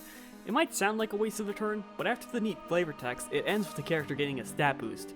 Yoshi gains a strength boost after telling Seymour about how untrustworthy he looked from the beginning. Yuna gains a magic defense boost after expressing her resolve to stop Seymour despite its position. And Waka gains the same boost after failing to convince Seymour to stop fighting. A fun video production fact, this is where I originally planned to talk about trigger commands. Unfortunately, world-destroying Crane demanded that I talk about that mechanic there. Since this fight takes place immediately after Yuna leaves the final chamber, she now has access to a new Aeon, Shiva, who is summoned with her faint image entering a cluster of ice before properly materializing, shattering said cluster and throwing her cloak to Yuna. Her special ability is Heavenly Strike, which says it delays the opponent's turn, when in reality it just causes the threatened status, which immobilizes them. So it's right based on a technicality, but I'll still have to give Shiva a B- for poor communication. Honestly, I don't even care about the effect. I just like it because you get to throw ice rocks at people. That guy got hit in the head with a Ice rock. Her overdrive is one of the most iconic in the game. Diamond Dust encases the enemies in ice via Shiva harnessing an icy wind and shatters it, dealing high damage, all with just a snap of her fingers. However, in case you've forgotten, Seymour has his own Aeon and summons Anima, who alternates between boosting and casting Pain, dealing non-elemental damage. If you let Anima's overdrive gauge fill up to full, they will end up casting Oblivion, where Anima drags the target into their realm, and its second half will straight up just launch rapid-fire punches and finish them off with an explosion. Once Anima is defeated, Seymour will retaliate by casting the multi-variant of one of his spells, extremely powerful attacks that, on my first attempt, annihilate my active team, cause the game over, and after reloading my save, while preparing for my second attempt, my whole PC crashed! Which ended up corrupting what footage I had for this session and forced me to start over from the end of Macalania Woods. So yeah, that's the reason why I don't have footage of Crawler using Mana Beam. Once this battle is over, Seymour dies in this goofy, dramatic-ass pose, but before Yuna can send him, Tramiel barges in, brands the group to be traitors before taking Seymour's body away. By the way, I'd like to take a little time to highlight this moment where Yoshi reminds the party that they were in the right for killing Seymour, specifically his face. Look at the extra effort they put into his expression. Now look at the exact same scene in the remaster. After seeing this comparison for the first time, that's when I started to realize, hey, maybe this remaster is kind of bad. It's clear sticking around in the temple isn't going to help the group. So they make their way back through the Cloister of Trials, but right before leaving, the icy hallway disappears, with a path to the lower levels appearing, making the actual trial leaving. Now, knowing that the main element associated with Macalania is ice, can you guess what mechanic they built this trial around? That's right, it's sliding block puzzles! The goal here is to use Macalania spheres to repair the path and create ice clusters to stop the sliding block. I will mention how cool the method of finding the hidden treasure is. After fixing the path, a floor panel back up top is made usable, and it moves the block up. You then push it down, it hits a glyph on the floor, and gets launched into the cluster of ice holding the destruction sphere, which you then place in the one slot that doesn't react to Macalania spheres. Returning to the lobby, a group of Guado led by Trummo prevent the group from leaving, and refuses to hear them out. It would seem easy to prove that Seymour is in the wrong by showing Trammell Driscoll's sphere, but he's not only taking the sphere for himself, but quickly destroys it in front of everyone. With his intentions made clear, the group forces their way out, with Guado soldiers in hot pursuit. They eventually make it back to the area where they fought the Crawler, only to be ambushed by a fiend that the Guado take advantage of in yet another boss fight. The Wendigo can only use physical attacks, and one of the two Guado will inflict the Berserk Staff onto it, increasing its power. Just watch it demolish Lulu before Yuna is able to cast Esuna on it. Killing both Guado does help with survivability, however, in their dying breaths, they will cast Protect and Shield onto the Wendigo, making the fight theoretically last longer. The party is able to strike down the Wendigo, but it doesn't last long as it quickly gets back up and destroys the ice under the party, causing them to fall into the lake below. Miraculously, everyone is relatively unharmed from the fall, and we're given a moment to calm down and reflect on what just happened.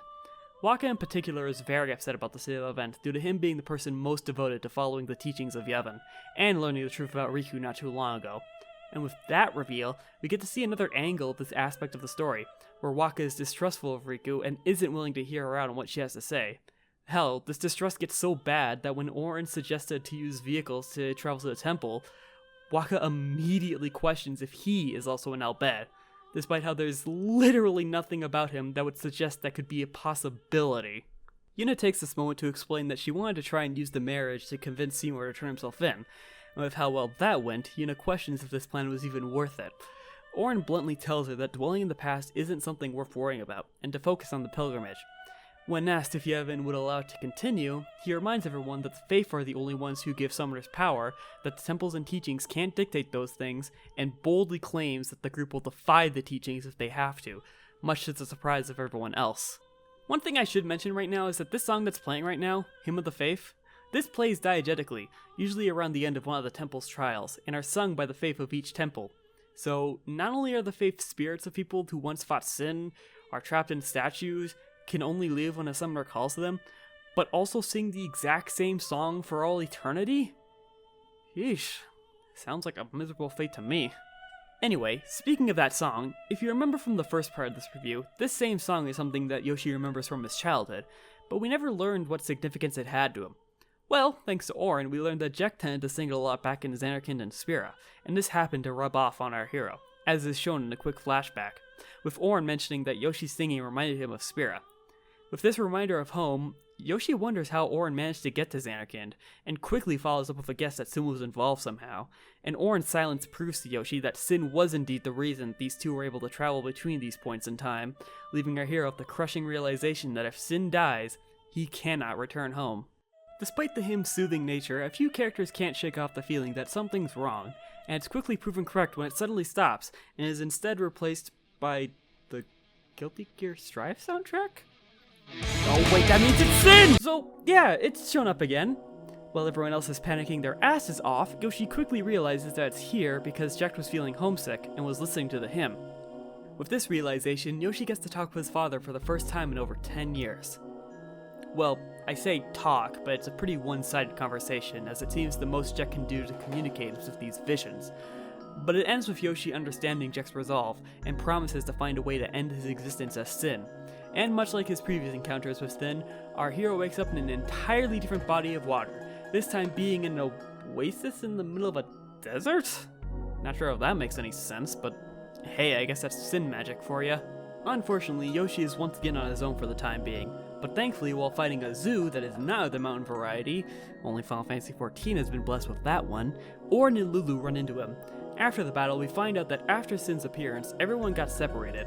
Although considering 3 of them ended up here, it's likely that the rest of them would also be nearby. And it turns out to be the case, as we ran into Waka, who's ironically been attacked by Machina, Kimari, who really wants to find Yuna by constantly attempting to walk over this hill, only to slide back down, and Riku, who believes that they've ended up on Bikanel Island, where the Albed currently reside in secret to the rest of the world. She offers to take them to their home, creatively named Home, believing that would be the most likely place for you to be, since any Albed that would have found her would have taken her there. Riku offers to escort them, but under the condition that everyone, and by that I mean Waka, keeps the place secret. Despite Waka's intense glaring, they agree and make their way to Home. As is its nature as a desert island, Bikanel is very open, a far cry from the previous areas being glorified hallways with the occasional side room with treasure on it. Despite this, it ultimately still has linear elements, so don't worry too much about getting lost. But that didn't stop me from spending an hour and a half exploring every area to get as much loot as possible. Upon reuniting with Riku, we're shown another trait of hers. Due to being very familiar with Machina herself, using steel on a Machina enemy will instantly kill it, along with its item being taken, and one of those items are Albed potions. These can also be found in specifically marked chests. Albed potions kick some serious ass. They're basically party-wide high potions that cure poison, silence, and petrification, and considering you don't have access to Yuna right now, these can come in clutch. Just one problem though. These potions can only be used via the use command, so normally only Riku can use them, making her a decent substitute healer for Yuna. One other thing regarding this area that I should mention is that every time I ran to the sandworm enemy, I kept trying to recreate one of my favorite gifts, because something about the shooting star that I chose not to reveal about until now is that this overdrive instantly kills non-bosses. However, every time I tried, the camera would focus on Auron in a way that had the enemy barely off screen, so I was ultimately unsuccessful in that regard. Eventually we arrive at Home, just in time to see you getting attacked by an abnormal amount of fiends, and after Riku asks one of the injured Albed, we learn that the Guado are responsible for this attack. I'd like to mention that I've collected enough Albed books at this point that I can somewhat translate what they're saying. For example, I can figure out that this bald guy here is saying, Guado go for the summoner. By the way, this guy ends up being Sid, Yuna's uncle, and Riku's father, making the 2 of them cousins. Guess that explains the nickname. With the safety of Yuna once again uncertain, the group rushes into Home, but not before looting one of the corpses outside, and it's an absolute war zone. In nearly every room they get ambushed by a group of fiends, with a Guado accompanying them acting as support, much like in the Wendigo boss fight. By the way, when you reach this fork in the road, the left path with the save point is where the story is, and the right is where all the optional shit is. You see, I know this because I took the left path and got locked in because of story shenanigans. Although that might not be the right word to use here, since this is where Riku explains that the Albed used to live on a different island that was destroyed by Sin, separating them all across Spira. Under the leadership of Sid, they were able to reunite and build Home, but with how bad things have gotten, she can't help but wonder why it had to come to this. Upon hearing this, Waka for once shows Riku some empathy. When she alluded to this earlier in the story, he initially brushed it off, assuming that our people deserved it. So to see him react this way to their history, that's what we in the business call the seeds of character development. The party's main destination is the Summoner's Sanctum, where the summoners are kept. You see, the reason the Albed kidnap summoners is so that they can keep them safe. Surprisingly, Waka gets why they do it, and it's not like he kinda understands the reasoning. No, he completely understands. This confuses Yoshi since, from his perspective, as long as Guardians do their jobs, there's no way any serious harm will come to them, right? Well, before he can get an answer, the party makes their way to the Summoner's Sanctum, where we find Dana, Isaru, both his brothers, the corpses of many Albed, but no sign of Yuna. After learning that the Albed here sacrificed their lives to protect the summoners from the fiends, Yoshi questions why they didn't trust in the Guardians to protect their summoners. This prompts Riku to reveal the horrifying truth behind the summoner's pilgrimage. While the final Aeon is capable of defeating Sin, it will also kill the summoner who called upon it. Our hero responds to this exactly how you would expect, breaking down instantly, questioning why he was kept in the dark, lashing out at Lulu and Waka for letting Yuna start a pilgrimage despite knowing her fate if she completes it, and realizing all the things he told her before learning the truth. And major props to James Arnold Taylor for nailing the frustration the protagonist feels towards everyone for hiding the truth, and himself for suggesting that a summoner can just beat Sin again, and suggesting to visit Moonflow after defeating it. After sufficiently venting out his emotions, our hero promises to find Yuna and make sure she comes back out of this journey alive and well. Proceeding forward, we encounter Sid. After throwing Yoshi around, very unimportant, he explains his plan to find Yuna, via the airship they are currently in, the very same airship found in the prologue. It's time to leave home behind, but with its location compromised and survivors evacuated to the airship, Sid orders its destruction, using one of the forbidden machina, an array of missiles that, based on the size of the resulting explosion, might as well be classified as nuclear. After an inappropriate attempt to lighten the mood from Waka to remind the audience that he's still supposed to be somewhat unlikable right now, you're given a moment to explore the airship. It can feel very confusing to navigate all of the similar looking rooms, but by traveling around you can find some interesting things from some of the passengers, like Isara's youngest brother taking in the truth of what happens to summoners who defeat Sin, Donna explaining the taboo nature of summoners quitting their pilgrimage while considering the idea of quitting herself, Rin conveniently arriving at home, managing to get on the airship without being harmed, and filling in Waka's role for the time being, and Waka being absolutely mortified by the fact that he's flying in such an advanced piece of machina, and realizing that Yuna is half Al-Bed when he overhears Sid call her his niece. The song that plays in the airship is really good. It's another excellent piece in this amazing soundtrack. I probably should have mentioned it earlier, but yeah, I really love this soundtrack. If I could just use a single word to describe it, I would call it atmospheric.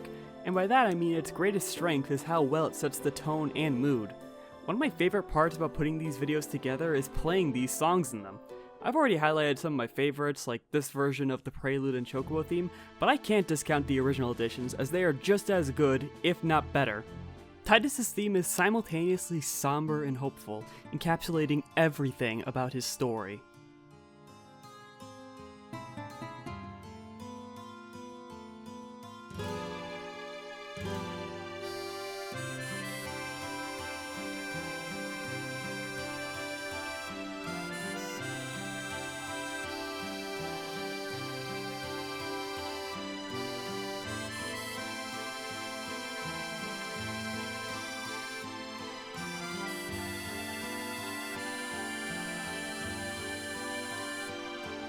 The victory theme is so damn good that, when I initially started this review, I let the theme play out for a solid couple of minutes.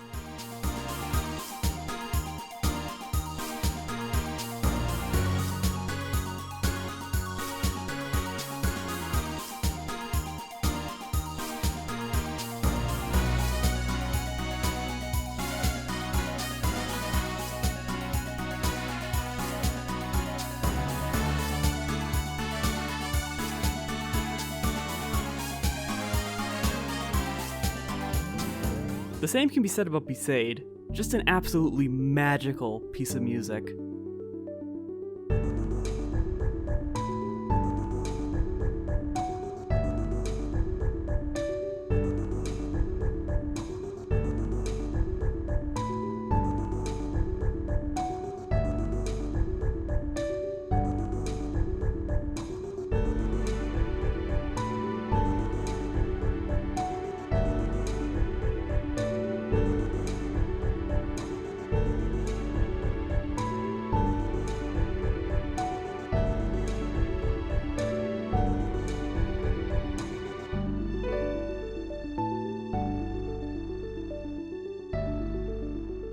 The splendid performance pairs excellently to Waka's peak as a blitzball player.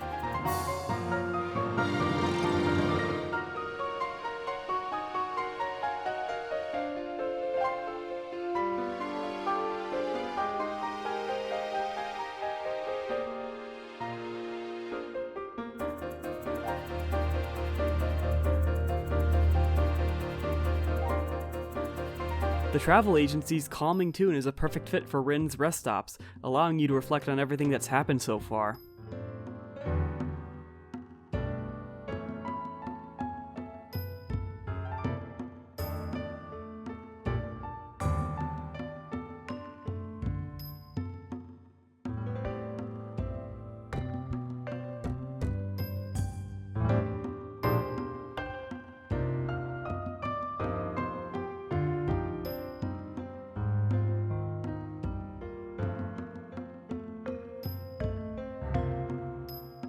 Twilight, on the other hand, is such an ominous track that if the previous one had you reflecting in a positive way, this track has you doing so in a negative way.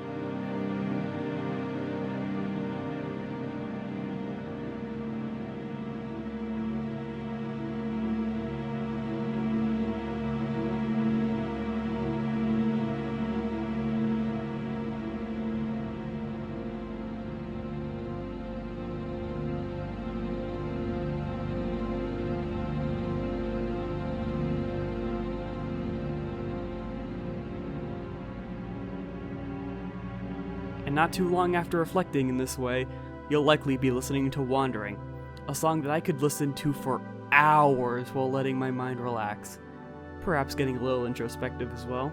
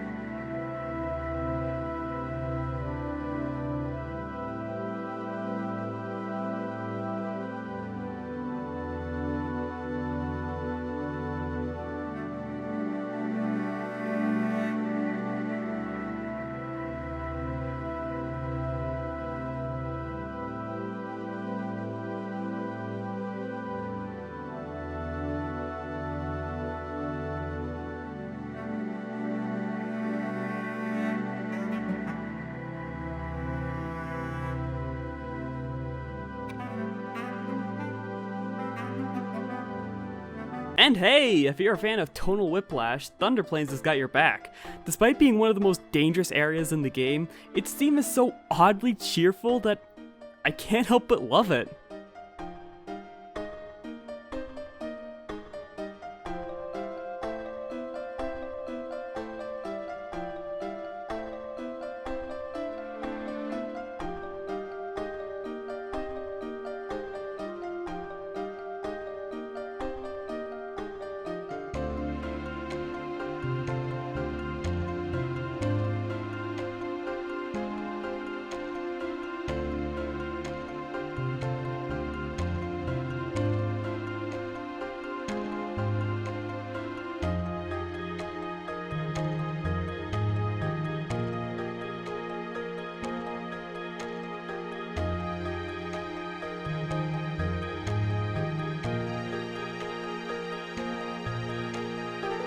There are more tracks to mention, however, I'll wait until we reach the point where they play in-game to talk about them. However, despite my undying love for the soundtrack, I will have to bring up my least favorite track, the default boss theme, Enemy Attack. As a boss track, it's just so underwhelming.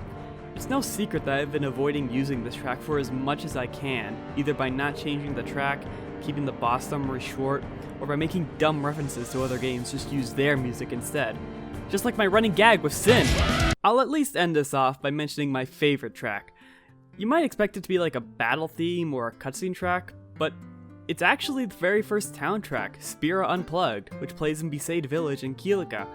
It's a very simple song, mostly played out by an acoustic guitar, yet countless times I found this very song playing in my head, even after not engaging in the game.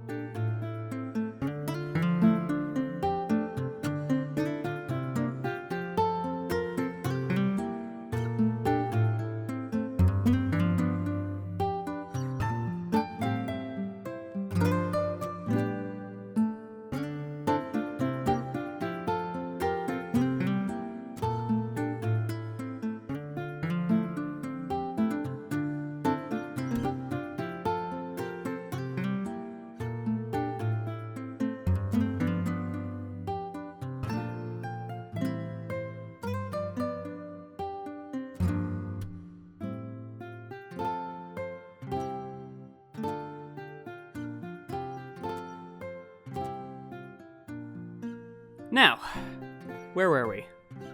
Returning to the front deck, we see Sid and Orin arguing about Yuna's pilgrimage. Throughout the entire journey, Orin has made a stance regarding her very clear. Under no circumstances can she quit her pilgrimage. Contrast this with Sid, who understandably wants her to quit so he doesn't lose her, since she's the only other family he has outside of his own children. Orin appears to let Sid have his way, but talking to him afterwards has him imply that it's just to get Sid off his back. It takes no time at all to locate Yuna. She's in the capital of Spira, Bavel. She's not her usual summoner garb, but instead a wedding dress next to Seymour, who's looking alive and well despite dying in Makalania. Due to not being sent, he's managed to remain in the mortal plane and is able to retain his form, thanks to his strong emotional will to marry Yuna, similar to how his father is able to leave the far plane due to his will to reveal Seymour's true nature. On the way to Bavel, Rin calmly notifies the group that some Guado managed to sneak on board, and the fact he does this so nonchalantly is another reason why I find him so entertaining. While the other summoners deal with the attack, the group makes their way to the outer deck. Looking at one of the windows, they see a mighty worm, Evray, who protects Bevelle from invaders, and is our next boss fight, because why not? Let's cram more bosses into this video, am I right? Evray's most dangerous attack is its Poison Breath attack, doing a concerning amount of damage and applying the poison debuff to all active party members. If you manage to get hit by this, Al Bhed potions are your best friend. In order to avoid this potentially lethal attack, you must use the trigger command to notify Sid to pull back. When should you do this? After Evray lets out a roar, indicating that the attack is coming up on its next turn. There's just two things to keep in mind. 1. The airship can only be moved when it's Sid's turn, indicated by his icon on the turn indicator that honestly looks more like Final Fantasy VII Sid than this game's Sid. And 2. Only Yoshi and Riku can give the commands due to volunteering before the fight begins. Pulling back should only be used for the purposes of dodging, as when you do, ranged attacks can only damage Evray, and it's not like there are minions that spawn to keep the melee characters busy, so after dodging the breath, it's best to get back as soon as possible. The issue here is that this stupid hairy lizard can announce this move at the worst possible time, where Sid can't move in time, cast haste on itself as additional fuck you, making it outright impossible to react to, or in this case where I predict the roar and move out in time, just fucking cheats and use Swooping Scythe to move towards the ship before using its Poison Breath. All of this is really making me miss having access to Aeons right about now. But, with its eventual defeat, there's nothing stopping us from storming Bevelle. So, what do you say we crash this wedding?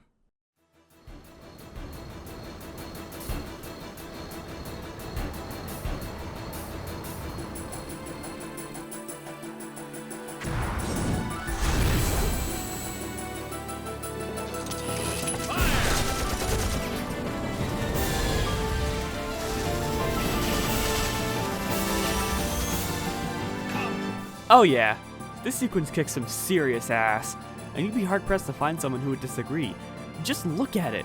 The way the airship flies by as it fires harpoons, the party grinds on down to the wedding hall, cutting through the countless guards doing everything they can to stop you, even going as far as using Machina weapons. And the phenomenal music making you feel unstoppable.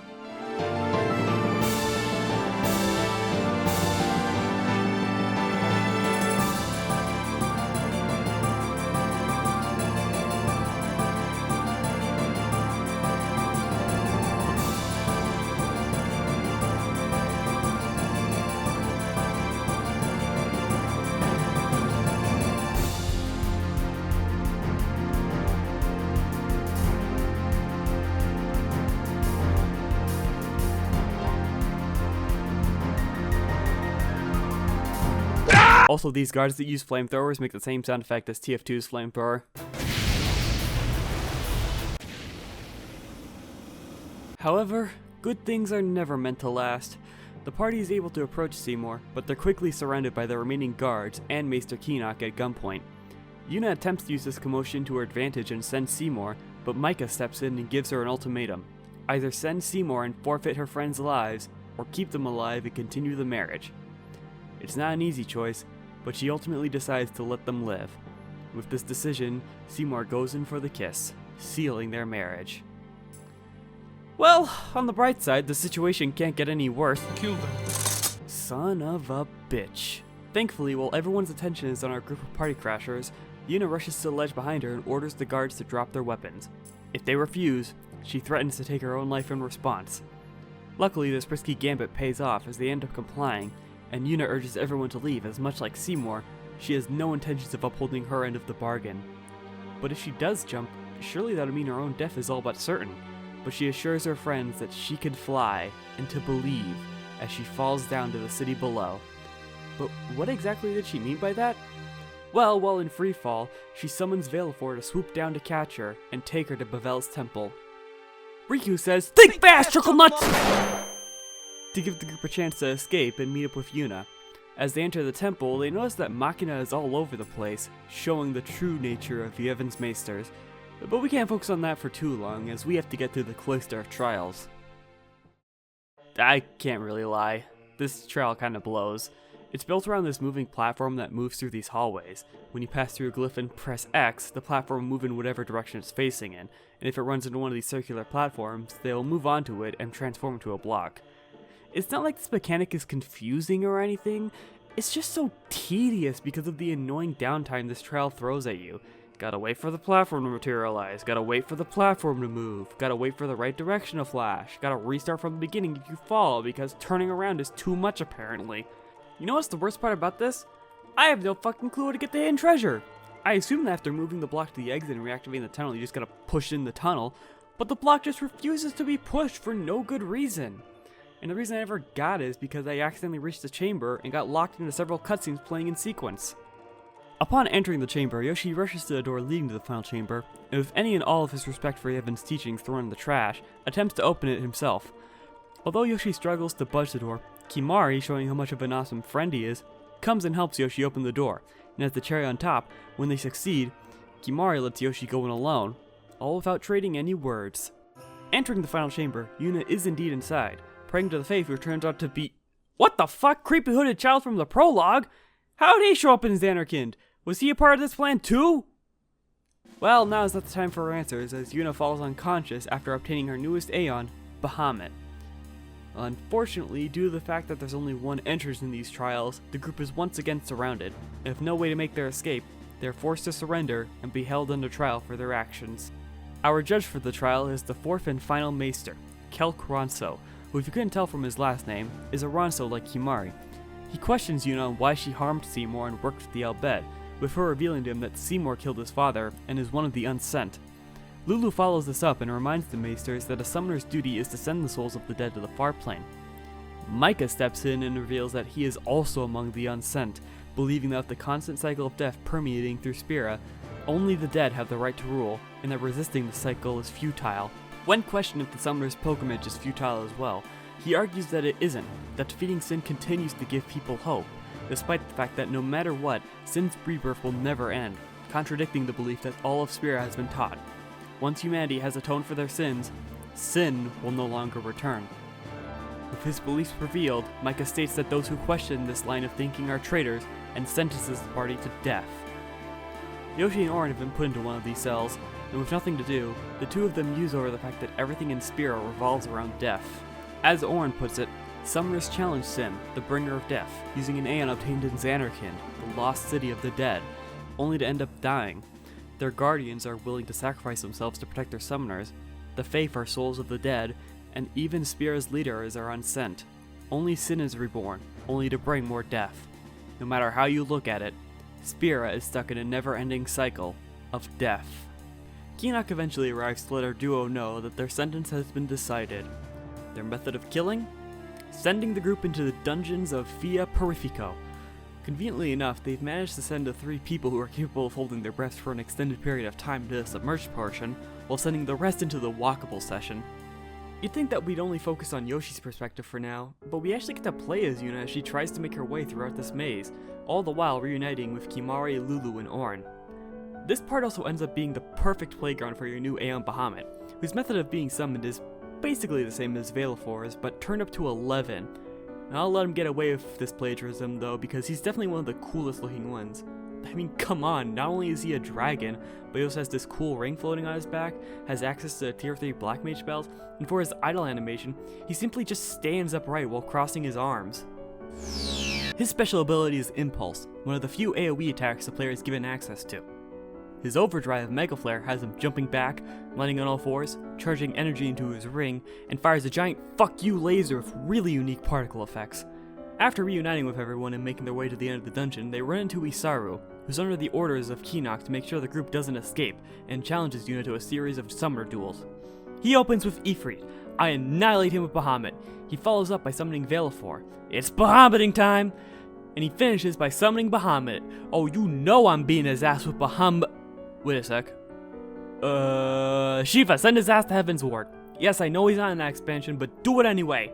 With Yuna's perspective of this moment over, we regain control of Yoshi as he, Riku, and Waka swim their way to the exit. All the while, my favorite song plays in the background. Yay! Here I ran into an interesting issue. Since Brotherhood has Water Strike, it either deals little to no damage to the aquatic enemies, or straight up heals them. So it seems for this battle I'm stuck spamming supportive skills, right? Well, if you hit right on the command menu, you can choose to swap your weapon, armor, or have that character run away from battle. So I can spend a turn swapping back to my flaming sword, my beloved. Nothing else interesting happens here except that we've been ambushed by... Oh god damn it, it's Everett as a zombie! Guess he didn't like me calling him a stupid hairy lizard in the last part. I really don't want to deal with more of his crap, so I used the trigger commands to eventually separate him from the party. Now we're completely safe from Everett's bullshit. Okay, screw fighting this guy in fair terms. I'm going to show you guys a fun way to deal with zombified enemies. Use items or spells that are intended to revive party members. This deals a ton of damage to bosses and instantly kills regular enemies. With Isaru's Aeons exhausted and Everett's second death, everyone has managed to escape via Perifico, but the Maesters have foreseen this possibility. In an earlier cutscene, Seymour offers to deal with them in the event that they escape, with Keenock tagging along due to him not trusting Seymour, which unfortunately turns out to be the wrong decision, as right before confronting the group, Seymour has killed him, brings the body with him, and reveals his motivations and intentions. Seymour believes that to live is to suffer, and that suffering only goes away in death, so if everyone is dead, there would be no more suffering. Wait, I think I've heard this one before. Anyways, Seymour intends to achieve this goal by using Yuna, taking her strength as his own, and becoming the next Sin himself. After hearing this, Kimahri decides to give the group's response to his plan the most direct way possible, a spear to his chest. However, he's already dead, so it doesn't really hurt him. He takes this opportunity to absorb the energy of his guards and Keenock's body in order to augment himself to grant the party a swift death. Kimahri tells everyone to get away while he holds off Seymour. Before they get too far, Yuna urges the group to go back since she doesn't want him to sacrifice himself. They're able to return before Kimahri gets hurt, thus starting the next boss fight with Seymour. Now, Seymour himself doesn't change too much. He still casts elemental spells, it's just that he'll exclusively cast the multi-variants of them, targeting 2 party members. The main thing to worry about is the mortar body. It tends to set up combos with Seymour. For example, on its turn it will use a tier 1 AoE spell, to which Seymour will follow up by casting a multi-spell of the same element. On the more extreme ends of things, Seymour will cast Break on a party member, petrifying them, and the mortar body will use Shattering Claw to instantly kill them. Something to know about petrification, when someone dies from it, not only can they not be revived, but that party slot is permanently lost until the end of the fight. This is exactly why I believe that petrification is the most dangerous status effect in the entire game. So it sounds like you get rid of the mortar body as soon as possible, right? Well, you can't, as when it dies, it drains some of Seymour's health to restore its own. It does drain less and less health with each death, but it will eventually cap at 1000 health per death. Okay, so you must have to use Aeons in order to deal with him, since they're immune to status effects. Well, Aeons aren't super reliable as a source of damage, since Seymour can instantly kill them by casting Banish, so unless they open with their overdrive, either by filling it on basic enemies or by using Grand Summon, they'll be nothing more than a stall tactic. The Talk Trigger command returns, and the flavor text here is pretty great. Yuna basically tells Seymour to go to hell, Orin vows to avenge Keenock since they used to be good friends, and Yoshi tells him to shut up! After beating this exhausting battle, the party is able to escape Pavel and hide out in Macalania Woods. While processing that everything that she's been taught has been a lie, Yuna goes off on her own, with only Kimahri tagging along to make sure that she's safe. Despite wanting to be alone, talking with everyone else suggests that Yoshi should talk with her. Now that he knows the fate of summoners, Yoshi apologizes to Yuna for all the things he said to her before learning, believing that it might have upset her. Thankfully, she admits that the opposite was true. Yoshi follows up this answer trying to convince Yuna to quit her pilgrimage, to live a normal life, and offers to take her to Xanarkand. His Xanarkand. While they do get excited about the idea and brainstorming plans, this excitement quickly fades as Yuna breaks into tears, unable to bring herself to abandon her duty.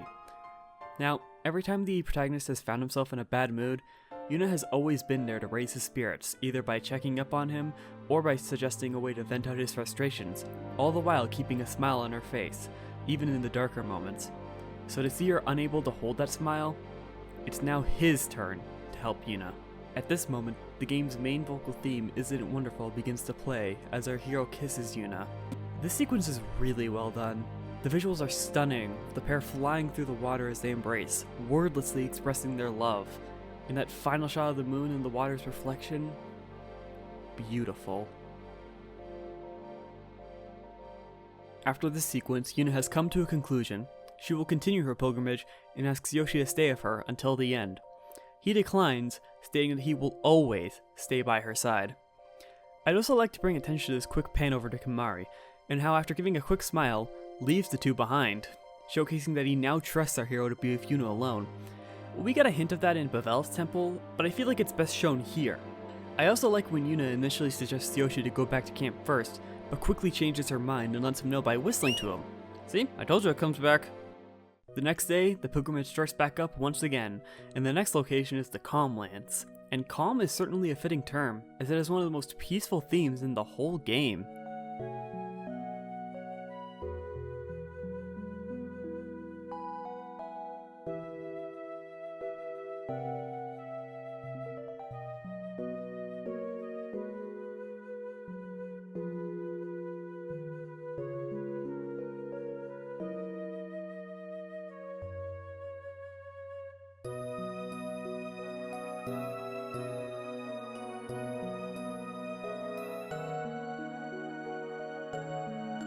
This is where many summoners ended up fighting Sin, and starting the next calm, which is how it's got its name. However, it's also where many pilgrimages end prematurely, as summoners lose their way here. In-game, the Calm Lands is one giant open area, although despite its size, there's not a whole lot to talk about here at the moment. There's like a few chests scattered around, the occasional chocobo to interact with, 2 points of interest we can talk about, Belgamine, and learning some new overdrive modes. One of these is Ally, which fills the gauge at the start of a character's turn. Definitely one of the best modes for most characters. The other mode I want to talk about increases the gauge after killing an enemy, which is called Slayer. Guess someone was jealous of Sin getting referenced all the damn time. After challenging Belgamine to another duel, the game will allow you to upgrade your Aeon stats in the same way that you teach him new spells. She will also tell the party to find her at the hidden Temple of Remium if Yuna needs more training. Shortly after arriving at one of Rin's less developed rest stops, the party is approached by a monk who goes by the name of Zook, and they learn a few things that they missed after fleeing Bavel. First, the group being branded as traitors has become public. Second, they've been framed for Keenock's death.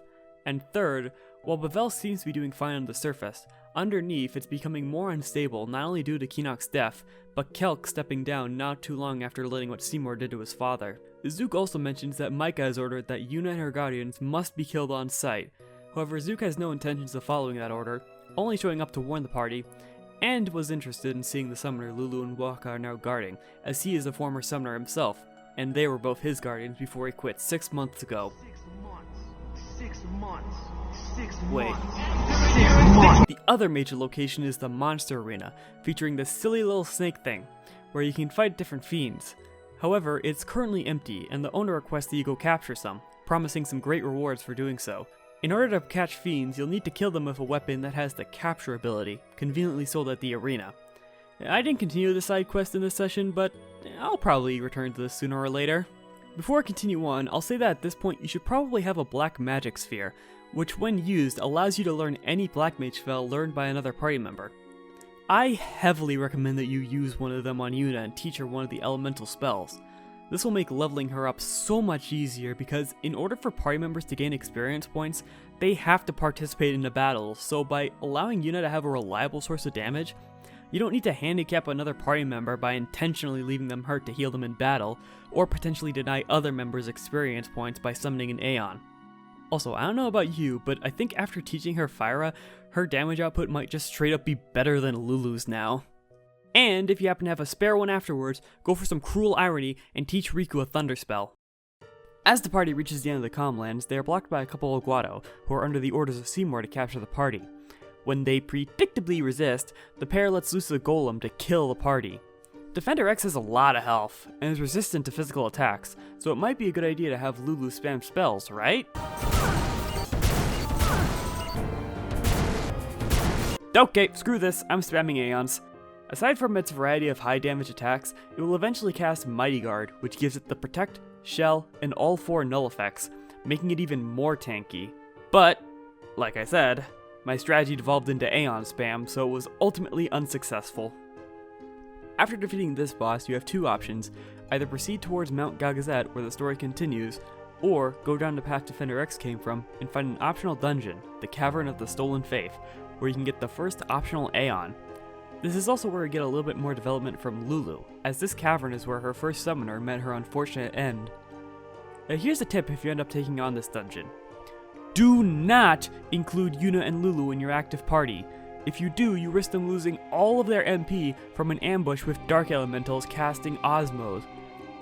Other than that, you shouldn't find yourself getting blindsided from many other enemies. Once they reach the end of the cavern, they find the very summoner who died here, Ginam. Lulu attempts to seek forgiveness for letting her die due to her lack of experience, but since she has been dead and unsent for many years, practically all of her humanity has faded. Realizing this, Lulu and the rest of the party vow to put her to rest. Ginam may be our opponent, but the true boss is the Aeon obtained here, Yojimbo, a mighty samurai who fights alongside his faithful companion, his dog Daigoro, thus making him the objectively best Aeon in the game. In this game, he's well known for his unique combat gimmick. In Final Fantasy XIV, however, I know him for his stupid rigged gold saucer event that I can never fucking finish, so this fight seems like a great way to get some fucking revenge. Hey guys, Editing Curb here. Just wanted to quickly step in and mention that at the time of this video being edited, 14's Moogle Treasure Trove event started, where you can do certain types of content to gain an item to trade for rewards.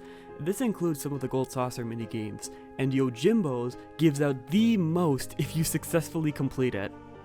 Just thought I mentioned that. Anyways, back to the video. Thankfully, this boss isn't really anything dangerous, so after defeating Yojimbo and sending Gim to the far plane, Lulu comments on how she thought this was going to be harder for her, with Waka remarking that she's stronger now. Lulu presses on, hoping that he's right. Proceeding to the Chamber of the Faith, we can obtain Yojimbo as a summonable Aeon.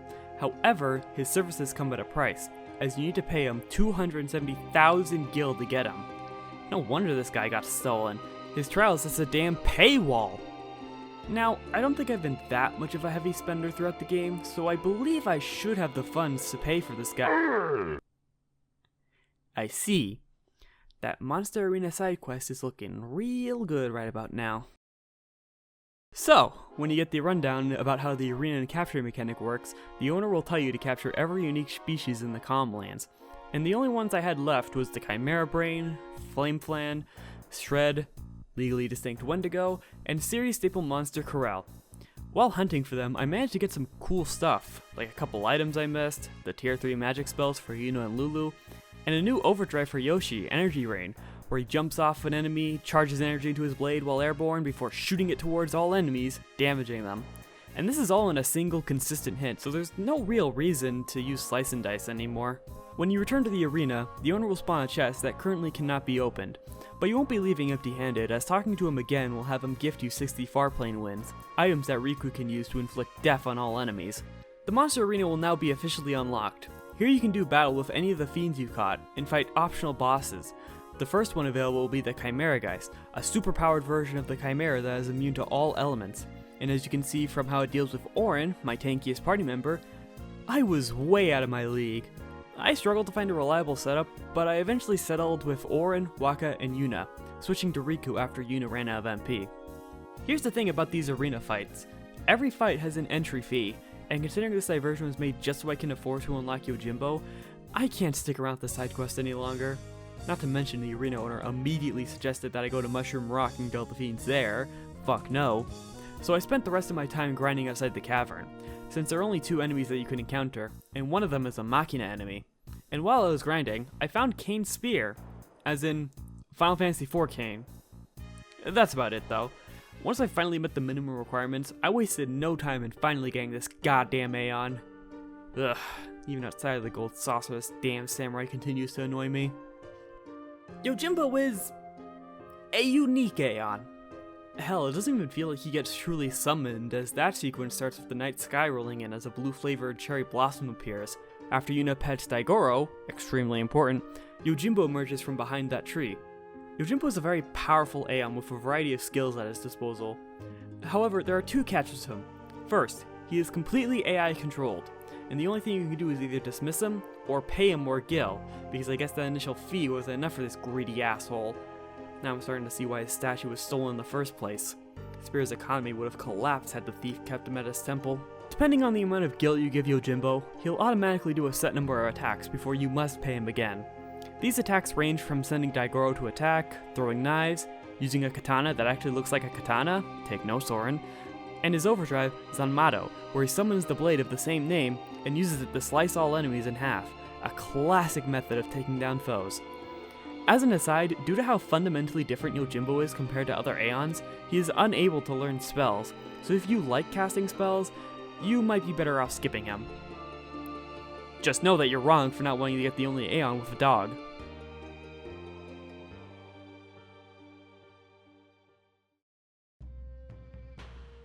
After that big distraction, we get back on track to the main story and make our way to Mount Gagazet, home of the Ronso people, and it's not long before we run into them. Kelk is among them and refuses to let our band of traitors through.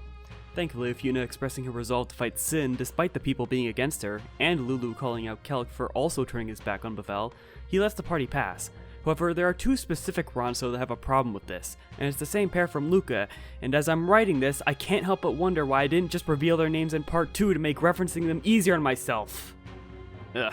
Anyways, they are Biran and Yunki, two extremely well-respected warriors, and they refuse to let Kimahri through specifically, only allowing him to go through if he can prove his strength.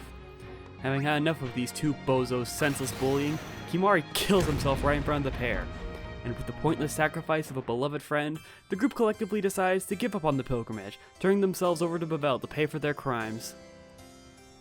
Meanwhile, in the canon timeline, we have a mini-boss against Biran and Yunki. In this fight, you only have access to Kimahri, and if you try attacking one of them, the other will take the hit while significantly reducing the damage dealt. The only good way to deal damage is to either use an overdrive, obviously not the most reliable source of damage, or wait for one of them to use bulldoze, separating the two and leaving them open to attacks. Anyways, I actually just lied about overdrives being an unreliable damage source because these two have a ton of potential skills you can learn. So you can realistically open with an overdrive, use Lancet, and activate overdrive again, and repeat until you run out of spells to learn. Now, you might be wondering why the hell these two have beef with Kimahri in the first place? Well, if you talk to a certain NPC, he'll explain that 10 years ago, Biran beat Kimahri in a fight, but Kimahri refused to admit defeat, which led to Biran breaking his horn in anger, an incredibly shameful thing for the Ronso people, which caused Kimahri to leave the mountain in shame. After defeating the pair and earning Biran's respect, not only is Kimahri allowed to pass, but they promise to stop anyone pursuing the group, which he hopes is enough to make up for breaking Kimahri's home. Horn! With a proper sense of security, we begin to make our way through the mountain, and holy shit, I gotta highlight Gagazet's theme, Servants of the Mountain. I love the vibe it gives off. With this area being a sacred location to the Ronso, it has this majestic sound to it, and yet it has this underlying dark tone as well, befitting the dark fate of summoners who fail this far into their pilgrimage, with no hope of anyone sending them into the far plane.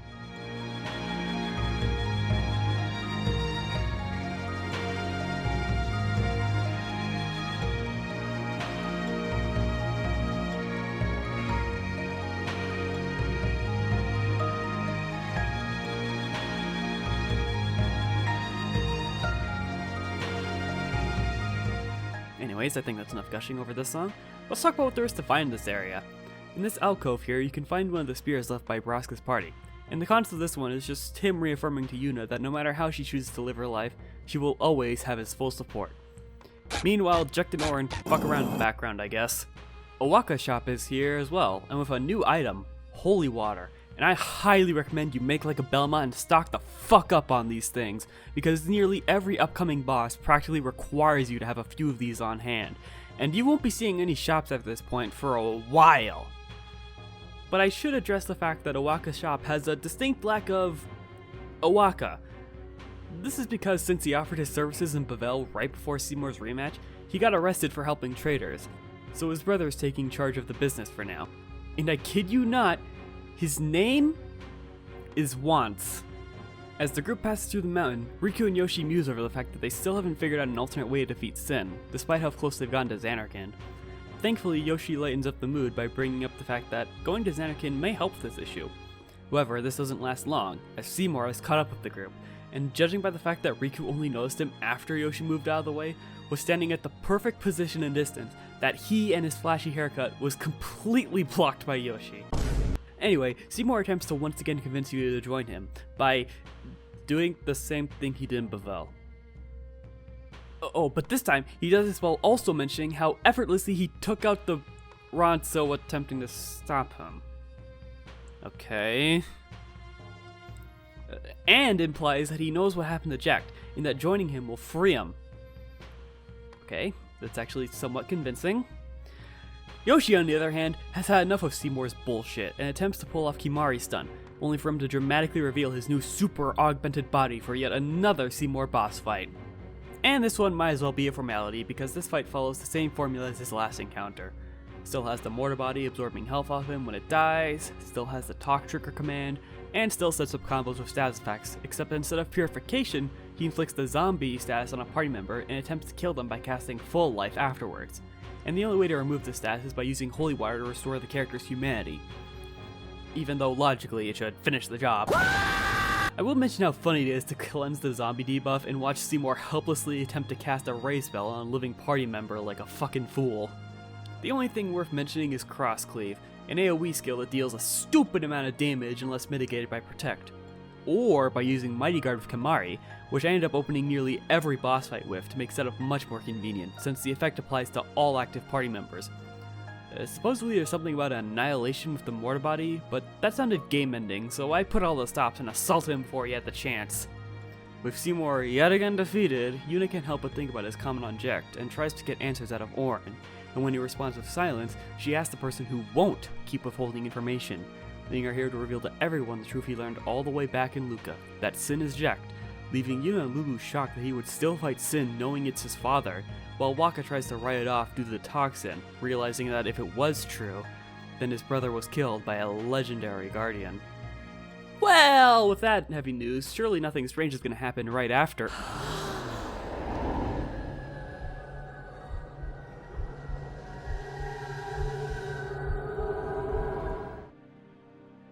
So yeah. Right around the corner is this crater filled to the brim with faith, and this giant swirl of energy in the center. What's even stranger is after Yoshi touches one of these faith, he blacks out and we find out that he's going insane. Oh no, not because he's suddenly seeing visions of his home, but because this lunatic has his clothes dryer in the fucking kitchen! But this sequence does actually have some important details. First off, we have Bahamut's faith. He reveals that Sin actually wasn't the one who destroyed Zanarkand 1,000 years ago. The true culprit was Bavel, who was fighting a war with Zanarkand. They end up being the ones who used Machina weaponry to overpower Zanarkand summoners and lay waste to their home. Now, you might be thinking, that can't be right. We saw Sin destroy Zanarkand in the game's prologue. How could Bavel be responsible? Well, after the destruction of their home, the survivors were willing to do anything to preserve the memory of Zanarkand, so they all became Faith and created a dream Zanarkand, along with all the people who lived there. And this leads to the other revelation. Both Yoshi and Jecht are dreams of the Faith, meaning that there was never any time travel shenanigans to begin with.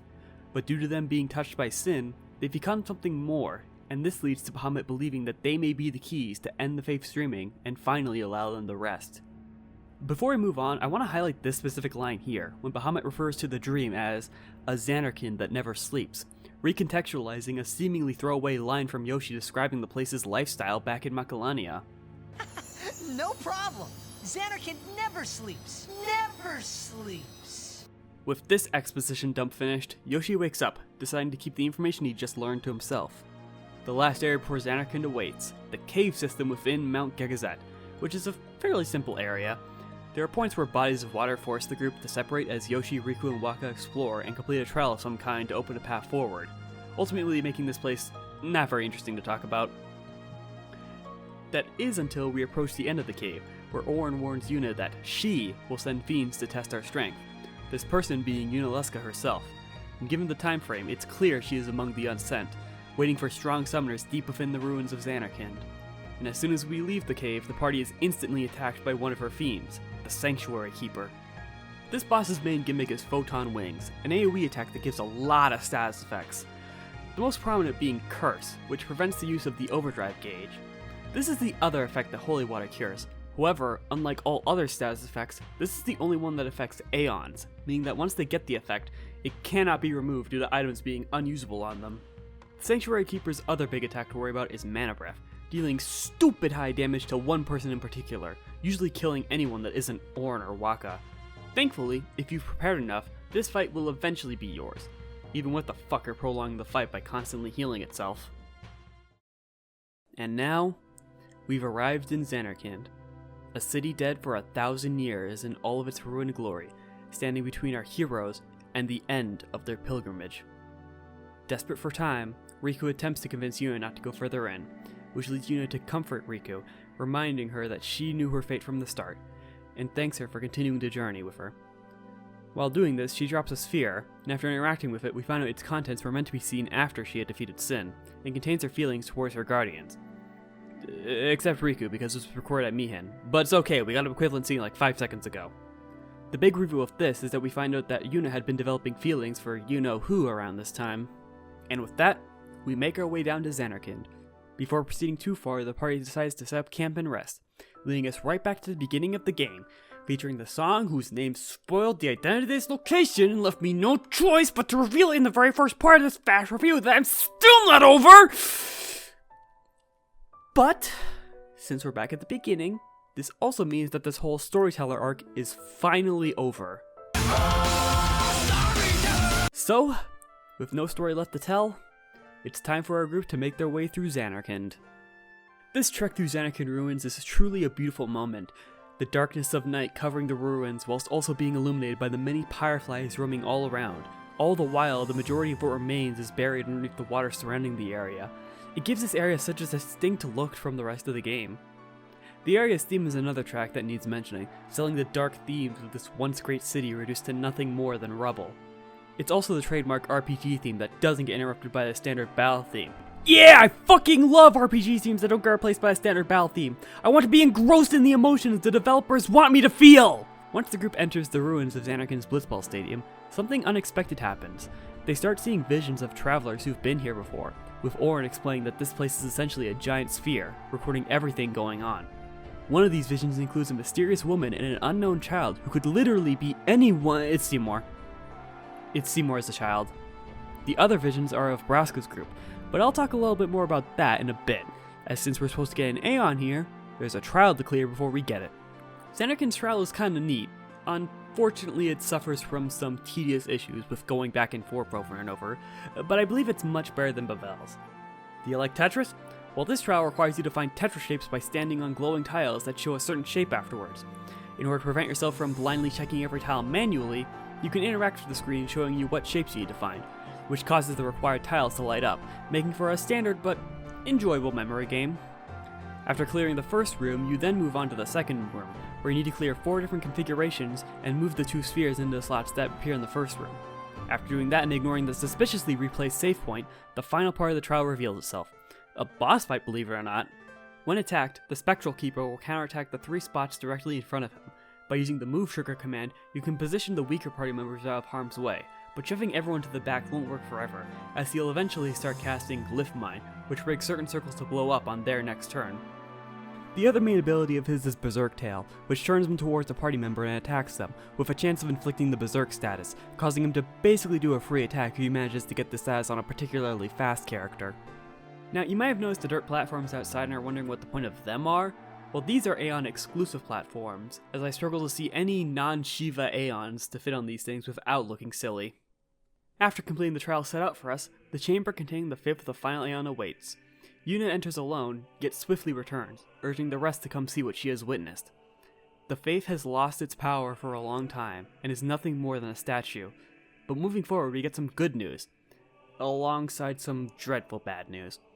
The good news is, even with the faith losing its power, Yunalesca is able to bestow the final Aeon to Yuna. The bad news is, one of her guardians has to sacrifice themselves to become the faith of the final summoning. That being said, she says all this with some Seymour equivalent takes regarding death, so I'm not too sure this is such a good idea. As she leaves and awaits Yuna's answer, one final vision of Vraska's party shows. These specific visions are cool to see, not just because of the same reasons as fighting their spheres in the overworld, but because before we entered Xanarkand, Auron is reminded of his younger self, and reminisces about how the closer he got to Xanarkand during his last pilgrimage, his resolve started to crumble, and these visions show us exactly what he meant. Auron tried all he could to convince Braska to turn his back, expressing that he doesn't want to see his friend die, that there must be another way, and reminding Braska that the cycle of Sin's rebirth will continue if he goes down this path. But all of them were countered by Braska, stating that Auron knew his death was all but certain, asking if he would prefer if another summoner would go through this, and reminding him that there may be a chance that Sin doesn't come back. In the end, Auron's shade is left alone defeated, as Jecht has volunteered to become the Faith. To quote Auron, he wanted to change the world, but he changed nothing. With the emotional weight of seeing his past get the better of him, Orin flails at his shade, and as it fades away, he bitterly remarks, "And the cycle went on." Seeing this, Yoshi is confident that he'll find a way to break the cycle, and offers to question Yunalesca, while reminding the group, and the audience, that this is his story. It'll go the way he wants, or it'll end here. At this point, Yuna steps in to remind him that she's the main character too, and this is as much her story as it is his, and proceeds forward so that they can all get the answers they want. Approaching Yunalesca, Yuna asks if Sin will come back, even if she uses the final summoning to defeat it, leading Yunalesca to reveal how Sin keeps coming back, as when the final Aeon defeats it, that Aeon will become the next Sin, and since Jack became Braska's final Aeon, this is how he is Sin today. She follows this up by expressing her belief that Sin's cycle of rebirth is never ending, and when questioned about humanity atoning for their sins, she counters it by mocking the idea, thinking that humanity will never achieve such purity. She ends this by demanding to know who Yuna has chosen to become the Faith, and while she was more than content to sacrifice her own life for a chance to end the cycle, she refuses to take one of her friends with her, only to perpetuate the cycle. She follows this up by claiming that the final summoning is an outdated practice that should be abolished, that instead of perpetuating the cycle of providing Spira with false hope, she will face Spira's sorrow in a new way. Yunalesca is disappointed for her answer and prepares to fight the party, believing this to be a merciful act. Then Orin drops the hardest line in the entire game. Now! This is it! Now is the time to choose. Die and be free of pain, or live and fight your sorrow. Now is the time to shape your stories. Your fate is in your hands! Yunalesca has quite a jump in difficulty compared to the last boss, being a multi-phase encounter. Her initial human form is her least threatening. She mainly counterattacks by placing a status effect on the attacker, and her regular attack does a pitiful amount of damage, with the caveat that it removes any beneficial effect from the target. Drain is the only part of the phase you need to work around, and if you're struggling with an attack dealing around 2,000 health this late into the game, you got bigger problems. Her second phase is where things actually get interesting, as she shatters the ground beneath her to reveal more of the monstrous form within her hair. Here she utilizes Hellbire to inflict zombie onto multiple, if not all, party members, killing them with Kiraga or damaging them over time with Regen if you fail to cleanse the debuff in time. So yeah, it's basically the same as Seymour's last encounter, minus the combo angle, and the benefits for succeeding are greater, so it's not the most dangerous thing in the world. Once her second form is down, she reveals the full extent of her power, revealing a damn Medusa head, and she opens her final phase by casting Megadeath, which instantly killed my entire party. And my last save was right after the Spectral Keeper fight, which is a perfect segue into one of the aspects where this game shows its age. The cutscenes are unskippable, which is pretty annoying when in order to get a second chance at a boss fight, you have to sit around for a while waiting for the cutscene you already watched to finish up, or in my case, multiple cutscenes. You might be lucky and find a few lines you can skip, but if any line has an animation connected to it, you're out of luck. This was super noticeable when I basically had to speedrun my way through the remastered version just to get like 5 seconds of good footage for part 4. Anyways, back to Yunalesca. How are you supposed to dodge Megadeath?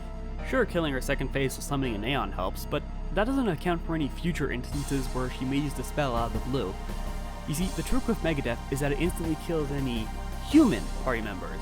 It will completely miss if the target is zombified, which kind of feels super clunky to work around, since she still tries to cast healing spells on zombified party members, so you want to cleanse the debuff. But when you cleanse the debuff, it leaves you vulnerable to Megadeath, so you want to be a zombie. You see the issue here? The intended strategy is just one big paradox, and I'm not too sure about intentionally leaving one person zombified. Not just for the reason I already stated, but because you're basically forced to dig into your extremely limited supply of Mega Phoenixes, as well as making sure you swap the zombie party member with someone who won't end up pointlessly sacrificing themselves for no good reason. But that last part is undeniably a skill issue, and I would never make such a foolish mistake. No matter how you decide to deal with this, the fight will eventually be yours. In her final moments, Yunalesca leaves the party with the chilling news that without her, the final Aeon will be permanently unobtainable, leaving Sin effectively immortal. And even if a way to kill Sin was to be found, she states that something she calls Yu Yevon the Immortal will create Sin again. With nothing left to do in Zanarkand, the party makes their way out, but before Yoshi catches up, Orin stops him to reveal his biggest secret. Much like many of their opponents, he too is unsent. Which, to be fair, was hinted at multiple times throughout the story, I brought up Seymour's "why are you still here" and Orin claiming he doesn't belong in the far plane, but there are other moments, like when Yuna resends Jiskel, the camera clearly shows Orin reacting and struggling to cling to the living side, or how Rin reveals to have found him and taken him under his care after suffering some serious wounds, only for Orin to mysteriously disappear the very next day. To quote Rin, "An ordinary man would not be able to walk." Now, if you haven't caught on by now, there's a pretty big question to ask. How did Orin die? Well, we actually got to see that moment before fighting Yunalesca. Shortly after defeating Sin, Orin was consumed by grief and came back to Zanarkand in an attempt to avenge his friends. However, he was no match for her and suffered a fatal wound. It was only through sheer force of will that he was able to crawl his way towards Bavel, where he found Kimahri after losing his horn, requesting to take care of Yuna with his dying breath. On the bright side, being dead has left him with a unique opportunity, the ability to ride Sin and travel to the Dream Zanarkand, where he watched over Yoshi. Upon hearing this, he asked the question that's been on his mind for the entire game. Why did it have to be him? Orin claims it's difficult to explain, easier to show. I say bullshit because the reason is really simple. To fulfill his final promise to Jecht, to take care of his son. Immediately after leaving Zanarkand, we see Sin watching the entrance, awaiting the result of the pilgrimage. Yoshi explains the situation and asks for a bit more time, because his asshole friend Sinno just stole his Sunside Heights record and he needs to get it back! Thankfully, even as the living embodiment of death, Jecht acknowledges the importance of reclaiming Sonic level records and leaves. As it retreats, Sid's airship arrives to pick up our group, and once inside, they have but one question remaining. What now?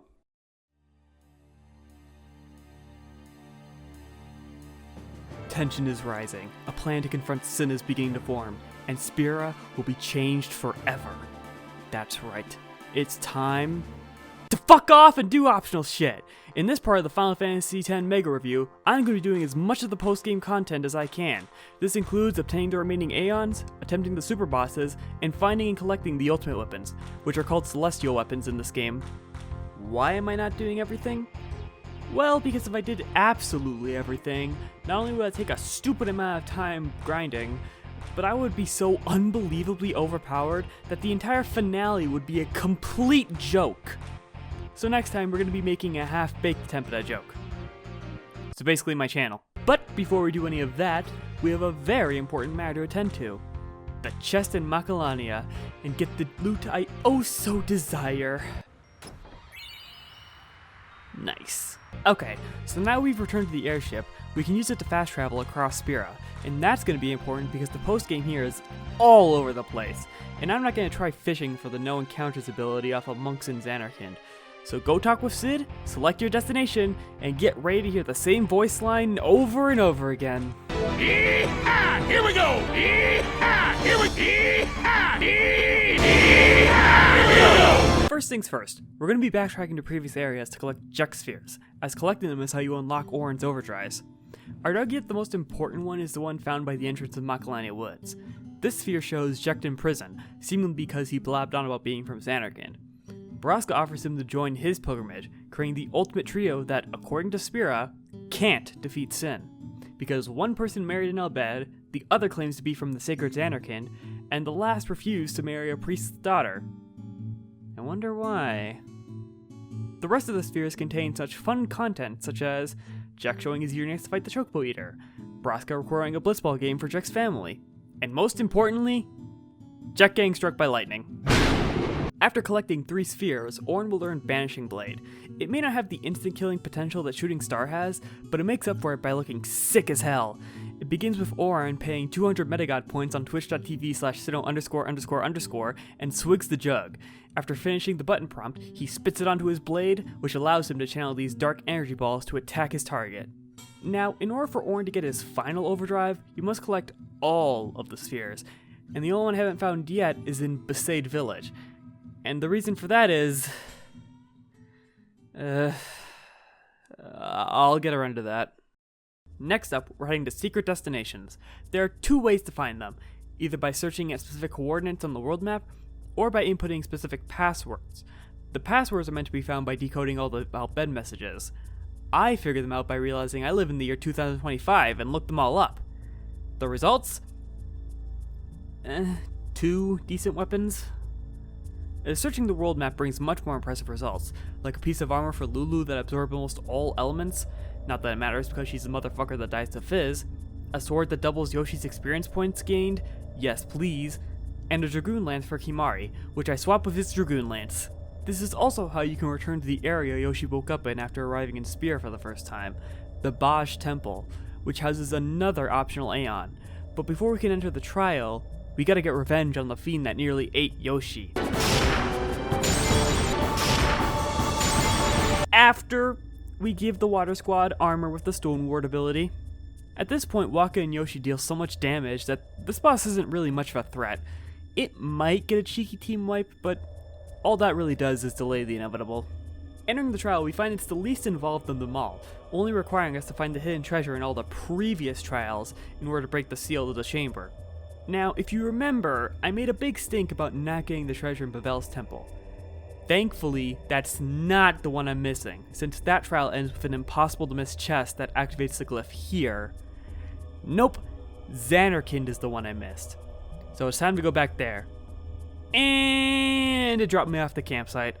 It's time for a second trek through these ruins, I guess. Okay, so in order to get the treasure, you must activate the 7 Chaos Emerald white squares, which cannot be pinged like the previous ones. Probably because they're split between both rooms. Okay, now we can get the next Aeon. And it's Anima, whose faith turns out to be Seymour's mother, who became a faith in order to give her son power, which, thanks to his young, impressionable mind, only resulted in him desiring more power. By the way, there's a neat detail about Anima that I noticed after seeing her human design. Anima has a necklace that has an image of Seymour's mother, and this is held by a pair of hands that look suspiciously similar to hers, but more pale and dead looking. It's details like this that make you realize, this Aeon is fucked up. But that's not important. What is important is my Final Fantasy X mom rant, because this game does them all so dirty. First off, the moms of all the super important characters are dead. Already a rough start for them, but they're all unnamed. I get not naming the mothers of people like Lulu and Wakka since they don't have designs and aren't relevant to the story compared to the likes of Yuna's, Yoshi's, and Seymour's, but then why are these 3 unnamed? Their children are the main protagonist and antagonist. Those are quite literally the most important roles in practically any story, and the writers couldn't figure out a name for them? Give them all the same name for all I care. Something like, I don't know, Martha? Hell, the fate of Yuna's mom is technically optional content, and it's not even like someone related to her like Sid or Riku who tells you this. Rin is the person who does. This feels especially egregious to me personally because, like I alluded to in my opening statement of this giant review, one of my biggest childhood memories was watching my family members, particularly my mom, play this game like a bajillion times. By the way, if you happen to be watching this, hi Ma! Okay, rant over. With the Dark Aeon at our disposal, let's work on getting the final optional Aeon. As opposed to the final Aeon, because that's not available anymore. I wonder why. This Aeon is obtained in Vermillionare Temple, where Belgamine awaits. In order to get there, we must first get a chocobo in the Calm Lands. But we can't just rent one like in Mihen. We need to train one. By talking to this NPC riding a chocobo, whose locations depend on whatever guide you read, you can ask to train a chocobo, which you do by clearing 4 challenges. Although only the first level is required. Level 1 tasks you with steering the chocobo towards the center without losing too much time. Level 2 makes you dodge blitzballs that appear out of thin air, while level 3 adds in that fucking bird that I hate. The final level is a race against the chocobo trainer. Hitting a balloon will subtract 3 seconds from your time, but getting hit by a bird will add the same amount to your time. After finishing, whoever ends with the lowest time wins. This sounds simple enough, but controlling this oversized chicken is awkward as fuck. The best way I can describe it is that it functions similarly to tank controls, meaning that hitting left doesn't mean you'll immediately turn left. But I also think you automatically face forward after a bit. I can't say for sure, since I didn't stick around with this minigame for too long. This led to me getting hit more often than I'd like to admit, because I tried to quickly dodge in the opposite direction, only to collide face first into the object I was hoping to evade. With Chocobo in hand, we can make our way to Vermillionare Temple, a long abandoned place after the Calm Lands became a common spot to fight Sin. Belgamine awaits, who has a secret to reveal. She is yet another unsent. Ugh, you gotta be kidding me. He's unsent, you're unsent, I'm unsent! Are there any other unsent I should know about? Meow. I'm out of here. Before she can be sent, Belgemine must be first fought 8 times, 1 for each Aeon in the game. But technically you can just ignore her and head towards the door to the chamber. Getting inside is another story, since it's blocked off with a seal. In order to break the seal, you need 2 items, one of which you get by capturing all of Gagazet's fiends, which I managed to do while progressing normally, and the other is by beating the story Aeons that Belgemine calls, which will be a complete joke if you use Anima, who has access to many status moves, a bunch of spells, and absolutely ludicrous stats that shreds through all of her Aeons in no time at all. Once you take up Bahamut and take a detour to the monster arena to get your Gagazet reward, you'll have both keys to get the last Aeons, the Magus Sisters. And if you thought Anima was busted, you aren't ready to see the chaos that these 3 are about to unleash.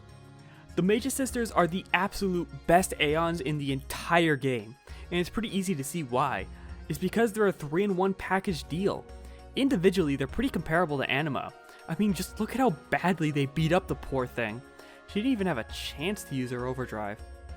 However, despite this Aeon being 3 powerful party members, they come with a pretty impactful downside. They're persona party members, meaning the only thing you can do is give them general orders like use physical skills, cast offensive spells, and use supportive skills. So if you want to set up defensive buffs, all I have to say is good fucking luck, and I hope for your sake that they don't decide to take a break, because they're also your level 100 Charizard transferred from Pokemon Fire Red. Now that we have all the Aeons, it's time for us to collect the Celestial Weapons, but before we can, we need to get a certain item. Luckily for us, it's nearby right now. Outside Remium, there are 2 Chocobo. Interacting with the one on the right lets you initiate a race with the other, and completing it will grant you the Cloudy Mirror. In order to de-cloud the mirror, you gotta do a quick side quest in Macalania Woods. You see, there's this mother and child standing near the entrance, and they can't seem to find the father, who's like 3 rooms away. After bringing him back, we find that the child has left for some reason. He's on this sparkly path right in front of this flower thing. Using the Cloudy Mirror will transform it into the Celestial Mirror, the tool required to obtain the Celestial Weapons. Thankfully, we already meet the requirements to collect most of them. Yoshi's requires us to complete the Chocobo training and go to the slope by the northwest corner of the Calmlands. Yuna's is in the chest by the Monster Arena, Lulu's is in Baj Temple, and Riku's is in a hidden area accessible by inputting the password Godhand. For the PS2, Orange requires a couple extra steps, needing to grab a rusty sword in the area outside the Cavern of the Stolen Faith, and then take it to a hidden area in Mushroom Rock in a very specific way.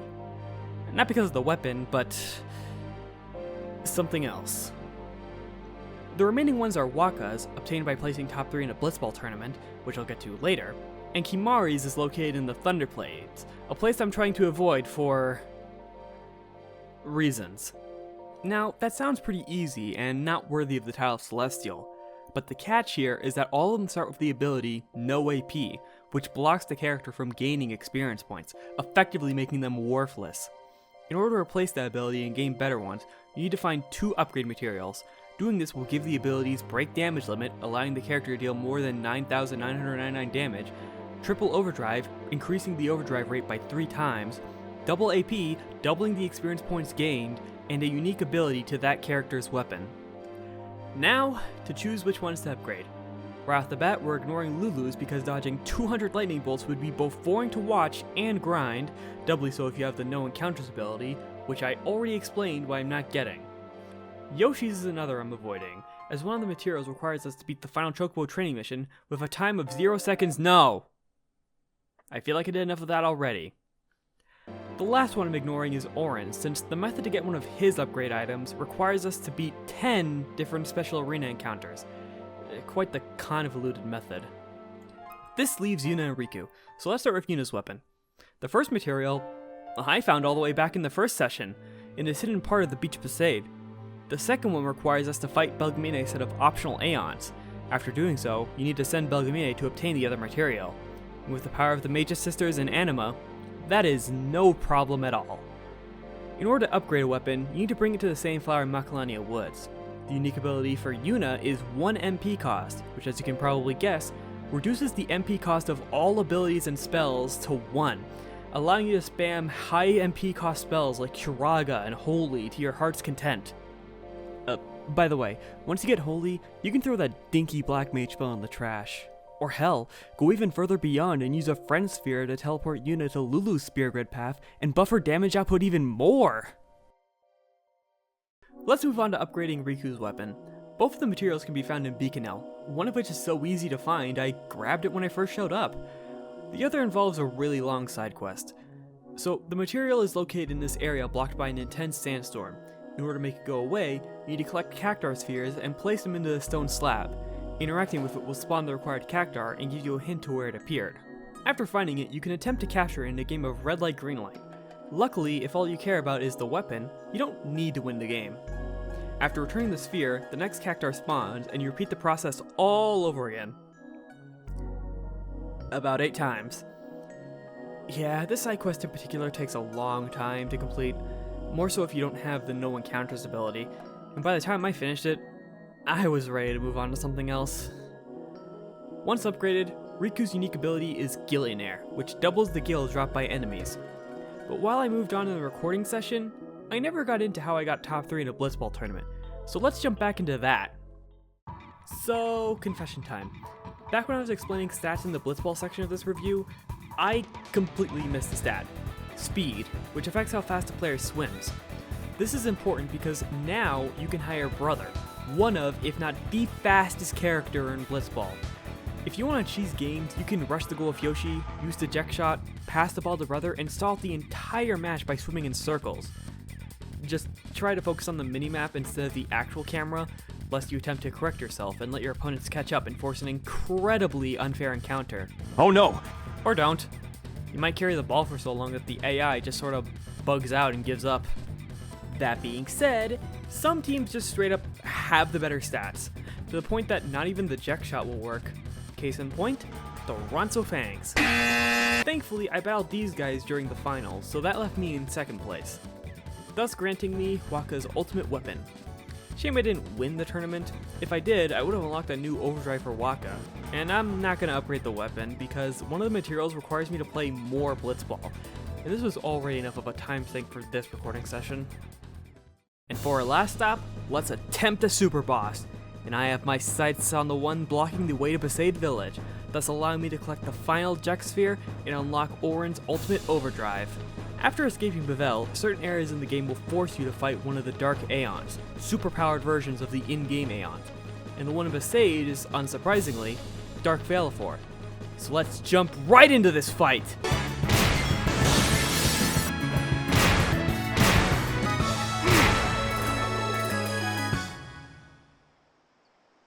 Okay, for our actual last stop, let's take a brief look at the endgame dungeon, Omega Ruins, filled with some of the strongest fiends in the game, located in the far eastern side of Spira, featuring a couple of super bosses of its own, one of which is Omega, a monk who was banished over 700 years ago, and as a result, has turned into a powerful fiend.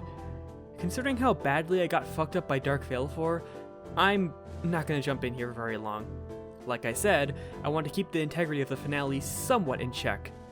I will at the very least highlight the fact that unlike every other area, the map here needs to be revealed manually, and has these sets of chests, one of which contains treasure, while the other contains a forced enemy encounter. Overall, probably the best place in the game to grind sphere levels, doubly so if you have a weapon with a double AP ability. But I feel like I've dabbled with enough of the post-game that I feel like I'm ready to take on Sin. See you next time. After returning to the airship, the group review what they know that could help them fight Sin, and the only thing they got is Yoshi's bond with Sin, which, while useful, doesn't help them safely approach Sin. As most of the party brainstorms ideas, Yuna is musing about how little she truly knows, leading Kimari to suggest getting info from Micah. As Yoshi returns to the front bridge, the rest of the party has come up with something. Since Jack likes the Hymn of the Faith, playing it might make Sin vulnerable. A promising idea considering what happened in Macalania, but getting answers from Micah would still help, so the group heads back to the Bevel. Once they arrive, guards immediately start threatening them, but before a brawl can break out, the guards are ordered to stop by Shalinda of all people, who has replaced Kinok as the captain of Spira's military.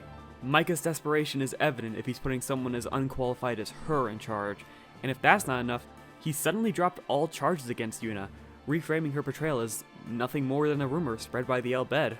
Shalinda is willing to arrange a meeting with Micah in the courthouse, and upon meeting with him, he's confused as to why Yuna isn't confronting Sin, as he expects her to have the final Aeon from Yunalesca by now. And once he learns what happened in Zanarkand, his demeanor shifts, believing that Spira is doomed to suffer Yu Yevon's spiral of death. Upon hearing this Yu Yevon for a second time, they ask what it is, learning that Yu Yevon is the creator of Sin and the one who resides inside of it, effectively making him immortal. After explaining this, Micah refuses to helplessly watch Spira die and vanishes, presumably sending himself. You should send yourself now! Bahamut's faith briefly appears, heeding Yuna and Yoshi to return to his chamber. Once they arrive, he asks our main duo what their plan to defeat Sin is. Said plan is to use the hymn to weaken it enough to kill it, and right after, take the fight to Yu Yevon before he can create a new Sin.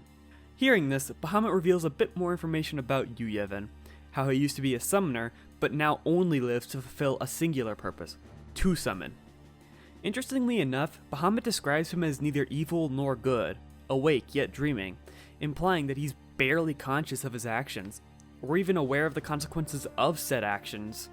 Before leaving the chamber, Bahamut tells Yuna that the faith will help her, and requests that when the time comes, she must call the Aeons. He also warns Yoshi that when the battle is over, the faith will awaken, and their dreams will come to an end. Yuna is unaware of what that means, and while Yoshi does his best to redirect to the issue at hand, she is unconvinced that it's nothing to worry about. Upon leaving the chamber, they run into Shalinda, who can't seem to find Micah. Realizing that she could help with their plan, the party requests her to tell as many people as she can that once they see the airship playing the hymn, they should sing along. But before we actually initiate this plan, there's a loose end that needs to be tied. It's time for Wakka to give a proper apology for being a racist piece of shit. It's a tad bit awkward, but Wakka acknowledges that the hatred came from ignorance, and that's the important part. After this, a new destination has been added to the airship menu, Sin. Upon selecting this option, Sid plays the hymn through the airship speakers. With this, and the people of Spira joining in, the hymn can be heard clearly, overpowering even the airship's mechanisms. It's here that Yoshi takes out Yuna's sphere. After confirming with Yuna that it's no longer needed, he tosses it into the clouds. Well, okay, I say that, but he kinda skipped the confirming step. He just pulled it out, said, "You don't need this anymore, right?" and chucked it out before she could say anything. Asshole. Sin appears shortly after. At first, it seems that the hymn isn't really doing anything, as it begins to charge up a mega death laser, but it turns out to miss at the last second, still causing a lot of damage, but leaving the airship untouched, and able to pursue a weak point on Sin's arms. This fight reuses the trigger command from Evere's boss fight, and it's pretty much the same here, except Sin is a lot less aggressive. The focus here is making sure you can output as much damage as possible, while making sure you move out of the way when the core starts charging up energy and casts Gravija. After taking out the core, Sid follows up by using the airship's main gun to fucking shoot off Sin's now weakened arm, and you repeat the process for the other arm. Once both arms have fallen, the main gun has broken down, forcing the group to jump onto Sin's back to take out the third and final core, which is protected by a Sin spawn, the same Sin spawn that appeared in Kilika. It doesn't have the pentacles that absorb magic, but it serves that purpose itself by blocking the core. Once both it and the core go down, Sin crashes to the side of Bavel, temporarily immobilized. During this brief rest, Yuna can't help but think about Bahamut's part of the plan, since the Faith have always been fighting alongside summoners, so why would he say that they'll help now? Immediately after saying this, she remembers how Bahamut explained that Sin comes back when Yu Yevon merges with the final Aeon, so if she summons any Aeon, he will merge with it. But since it's not as powerful, it'll be easily defeated, weakening Yu Yevon. However, if you remember, Zanarkand's faith is nothing more than a statue now, so Yu Yevon merging with an Aeon may also drain the power from the faith, along with their dreams. Yuna asks our hero if he'll go away as well, but before she can get an answer, Sin starts to generate a new set of arms, and perches onto Bavel's central tower, waiting for the party to attack. Sin opens this fight by pulling the airship closer. If it isn't defeated in enough turns, it will end the fight by eating the ship whole. With this soft time limit comes a good opportunity to showcase yet another reason why the Major Sisters are incredibly busted. Their overdrive, Delta attack. where the trio utilize a variety of spells to dish out, quite frankly, a ridiculous amount of damage that nearly ended the fight by itself. Once defeated, a wormhole leading into the inside of Sin shows up, allowing the group to enter inside and find Jecht. Traveling around Sin proves to be quite the trip, but after climbing a set of stairs, they find themselves face to face with oh god damn it! So now that Seymour's original plan to become the next Sin has been foiled, what with the final Aeon becoming unobtainable, he is resorted to letting Sin absorb him, hoping to find a way to control Sin from the inside. But you know what I have to say about this? How many times do we have to teach you this lesson, dead man?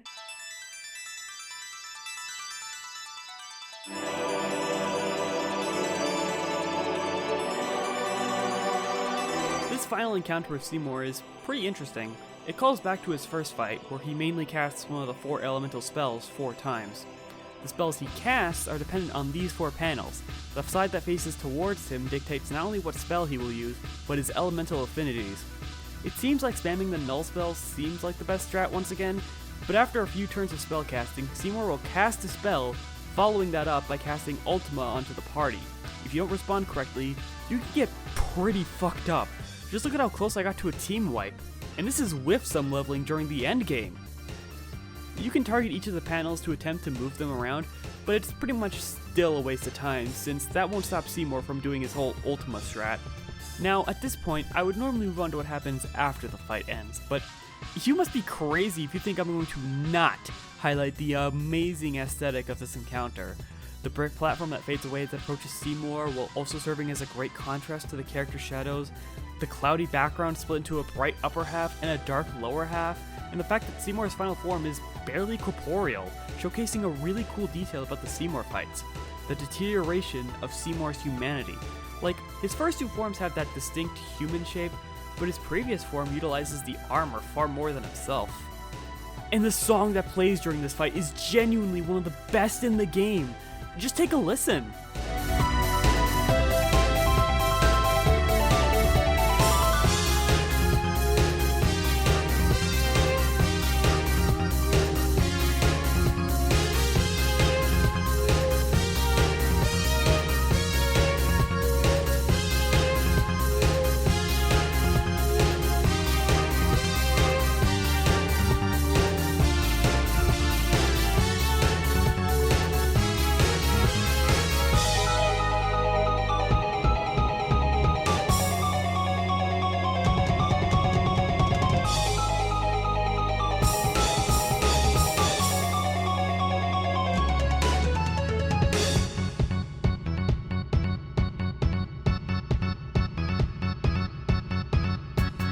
And with his defeat, Yuna is finally given a chance to send this stubborn nihilist.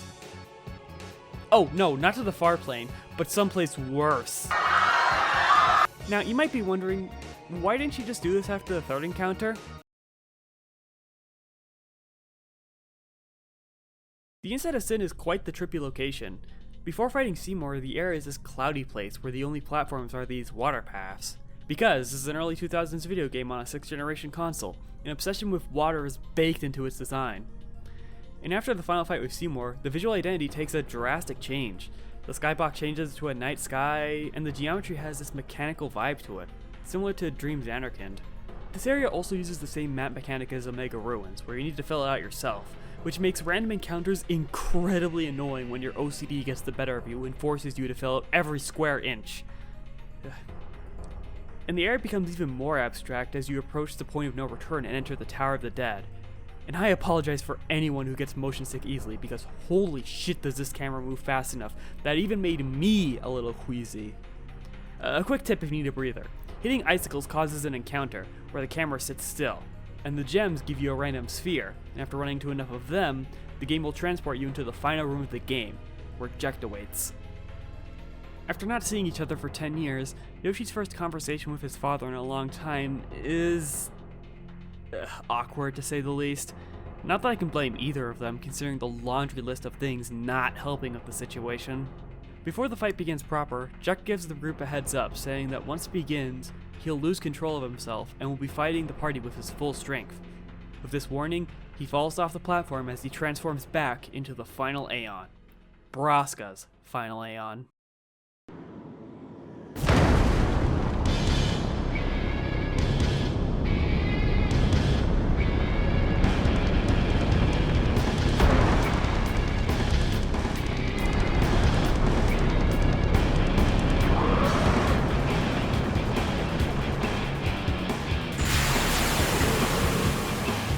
promise this will be quick! Hit me with all you got, Dad!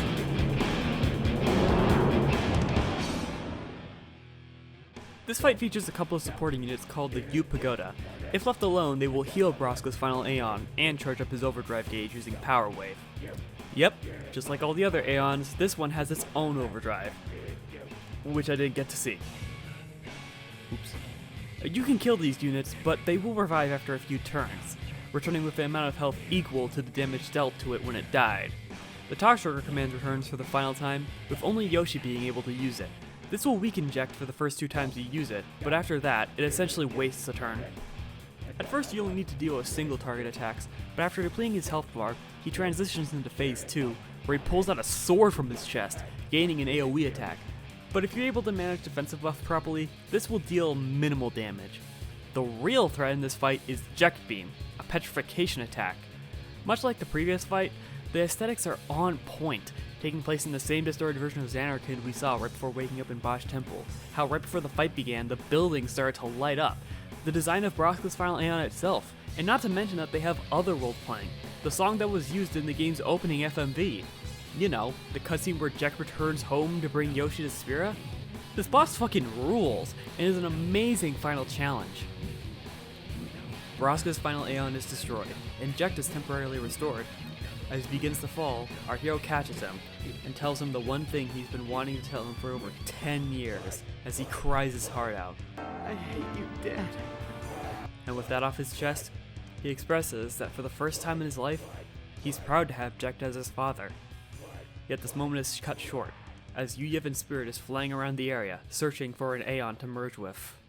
In his dying moments, Jekt and Bahamut notify Yuna that this is the time to call the Aeons. Yu Yevon leaps into the final Aeon sword, as the entire area changes once more.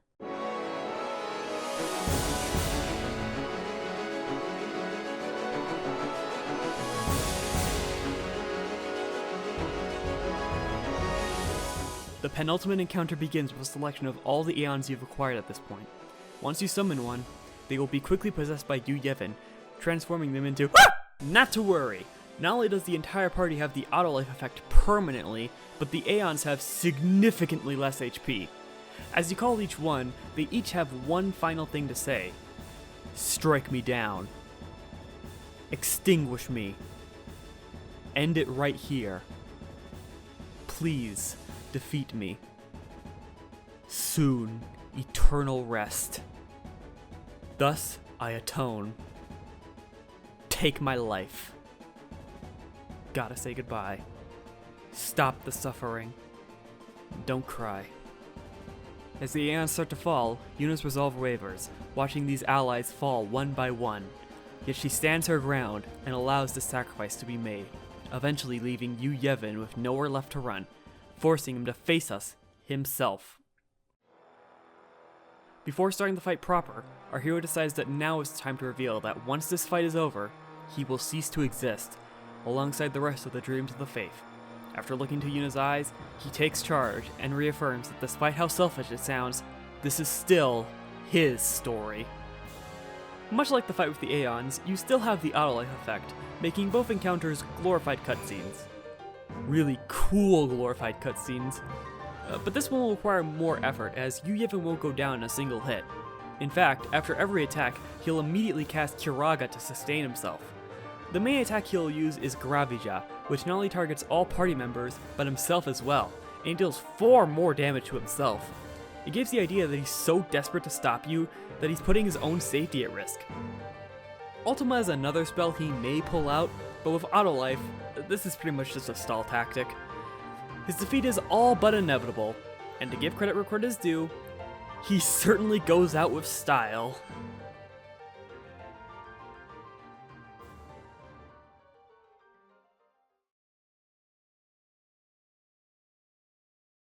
As Sin's 1,000-year cycle of rebirth has finally broken, the people of Sphera are seen celebrating Yuna's victory. All the while, the Faith begin to lose their power, becoming the same empty statues seen in Zanarkand, and are allowed to rest. Yuna begins to send the remaining souls still inside Sin, and with his purpose fulfilled, Auron allows himself to join this sending. Not before giving Kimahri a little gesture as a way to thank him, and striking a sick pose before he too can rest. God, he's so fucking cool. As Yuna finishes her sending, the Aeons in Sin fade away, and we see the faith creating the dreams Anakin begin to lose their power as well, causing our hero to fade away. He apologizes for not being able to show Yuna his Zanarkand and begins to walk away. Still in shock from the sudden news, she impulsively runs to him to try and stop him, only to phase through him and fall to the floor. Realizing there's nothing she can do to stop him, Yuna picks herself up and declares her love for him while looking towards the skyline.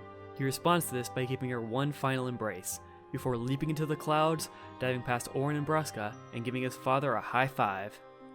In the next scene, Yuna is seen fruitlessly whistling towards the ocean. Later, she gives a speech declaring Sin's final death, and reminds that while the people can make new homes in dreams, they should never forget the memories of the departed, and the dreams that have faded. And with that, Final Fantasy X comes to an end. And so too does this stupid ass Yoshi bit! Man, fuck your story! Man, actually getting to finish this game gives me such a satisfying feeling. And I can say for certain this is a really good game. The combat feels so balanced in such a way that every character feels useful throughout the entire journey. And the fact that you technically have access to every one of your available party members only makes that fact more clear. I would love to see the sphere grid system make a return someday, as it's a really interesting leveling system. And damn, does this story have some meaty layers. If you've been paying close attention, you've probably already taken note of its anti-religious themes, particularly the dangers of it gaining political power, to the point where the people in power will blatantly ignore the rules they set out for the rest of the world, and taking any opportunity to eliminate anyone who defies their teachings. But it also tackles themes like nihilism, through Seymour's plan to use sin and eradicate all life thanks to the trauma he endured as a child. Legacy, through the main protagonists following in their respective father's footsteps, one of which is fueled by honor, while the other is fueled by spite.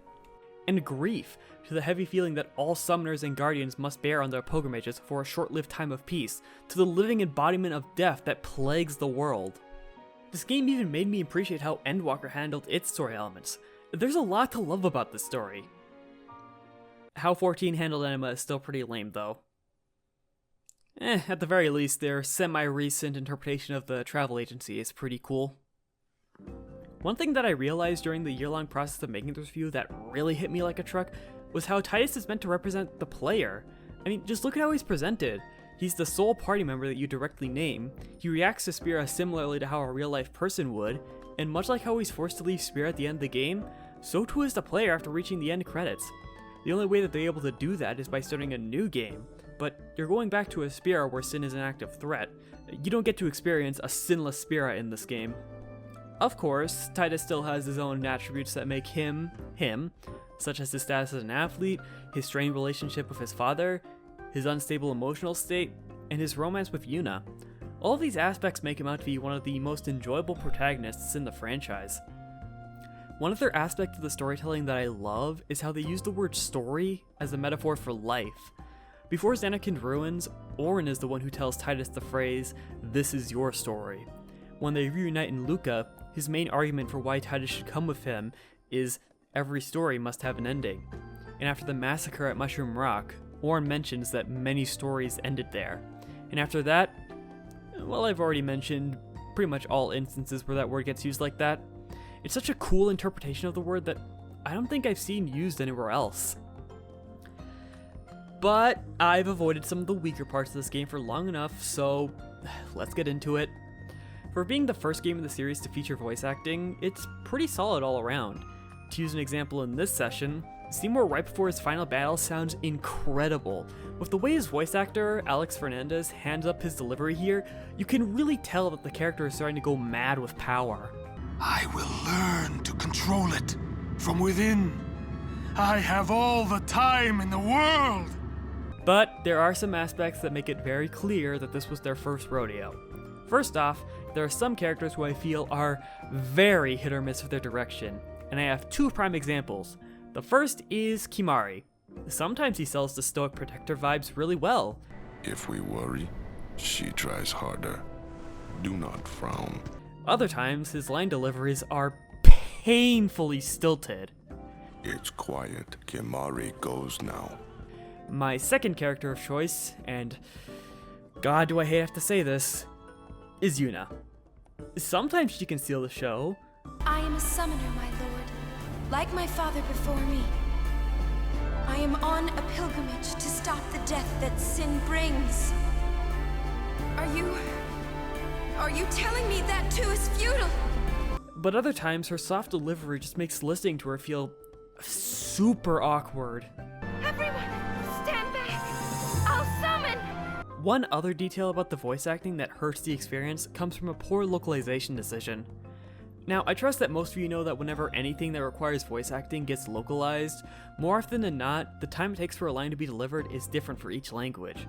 For games like Persona and Fire Emblem, this is a non-issue since the pace of the dialogue is practically dictated by the player.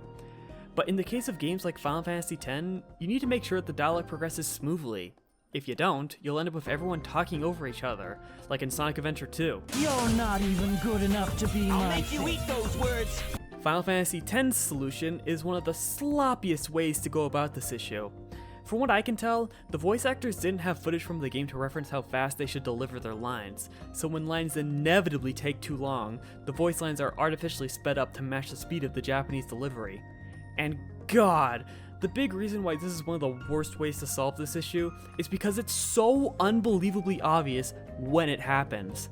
I wanted to see Yuna's statue too, but I wanted to see it with Yuna by my side. One last detail I'm fairly sour on is exploration. Now, don't get me wrong, the set pieces in this game are incredible, but actually walking around them? Not so much. There's very few opportunities for decision making, and by the time the game starts to flirt with the idea of a more non-linear area, the game is nearly over. It makes you wonder what the point of the minimap even is when, more often than not, it's practically useless. Most of the time, you're essentially in a really fancy looking hallway, with very little variation in the actual game design. That being said, these flaws ultimately do very little to harm the overall experience. I think this game is worth your time, and I'm not the only one who feels this way, as this game went on to sell 8.5 million copies and receive many awards, such as Best Story, Best RPG, to even Game of the Year. It was such a well-received and successful entry into the franchise that for the first time in the series, a direct sequel was created. But we can save that for much later. I have many non-Final Fantasy video ideas I want to make first. One final thing before I end this review. If by some miracle someone working at Square Enix is watching this video, this message is for you. For the love of God, please stop whitewashing Titus! He's supposed to be tan, and every time I spin off light in his skin, it kills me inside!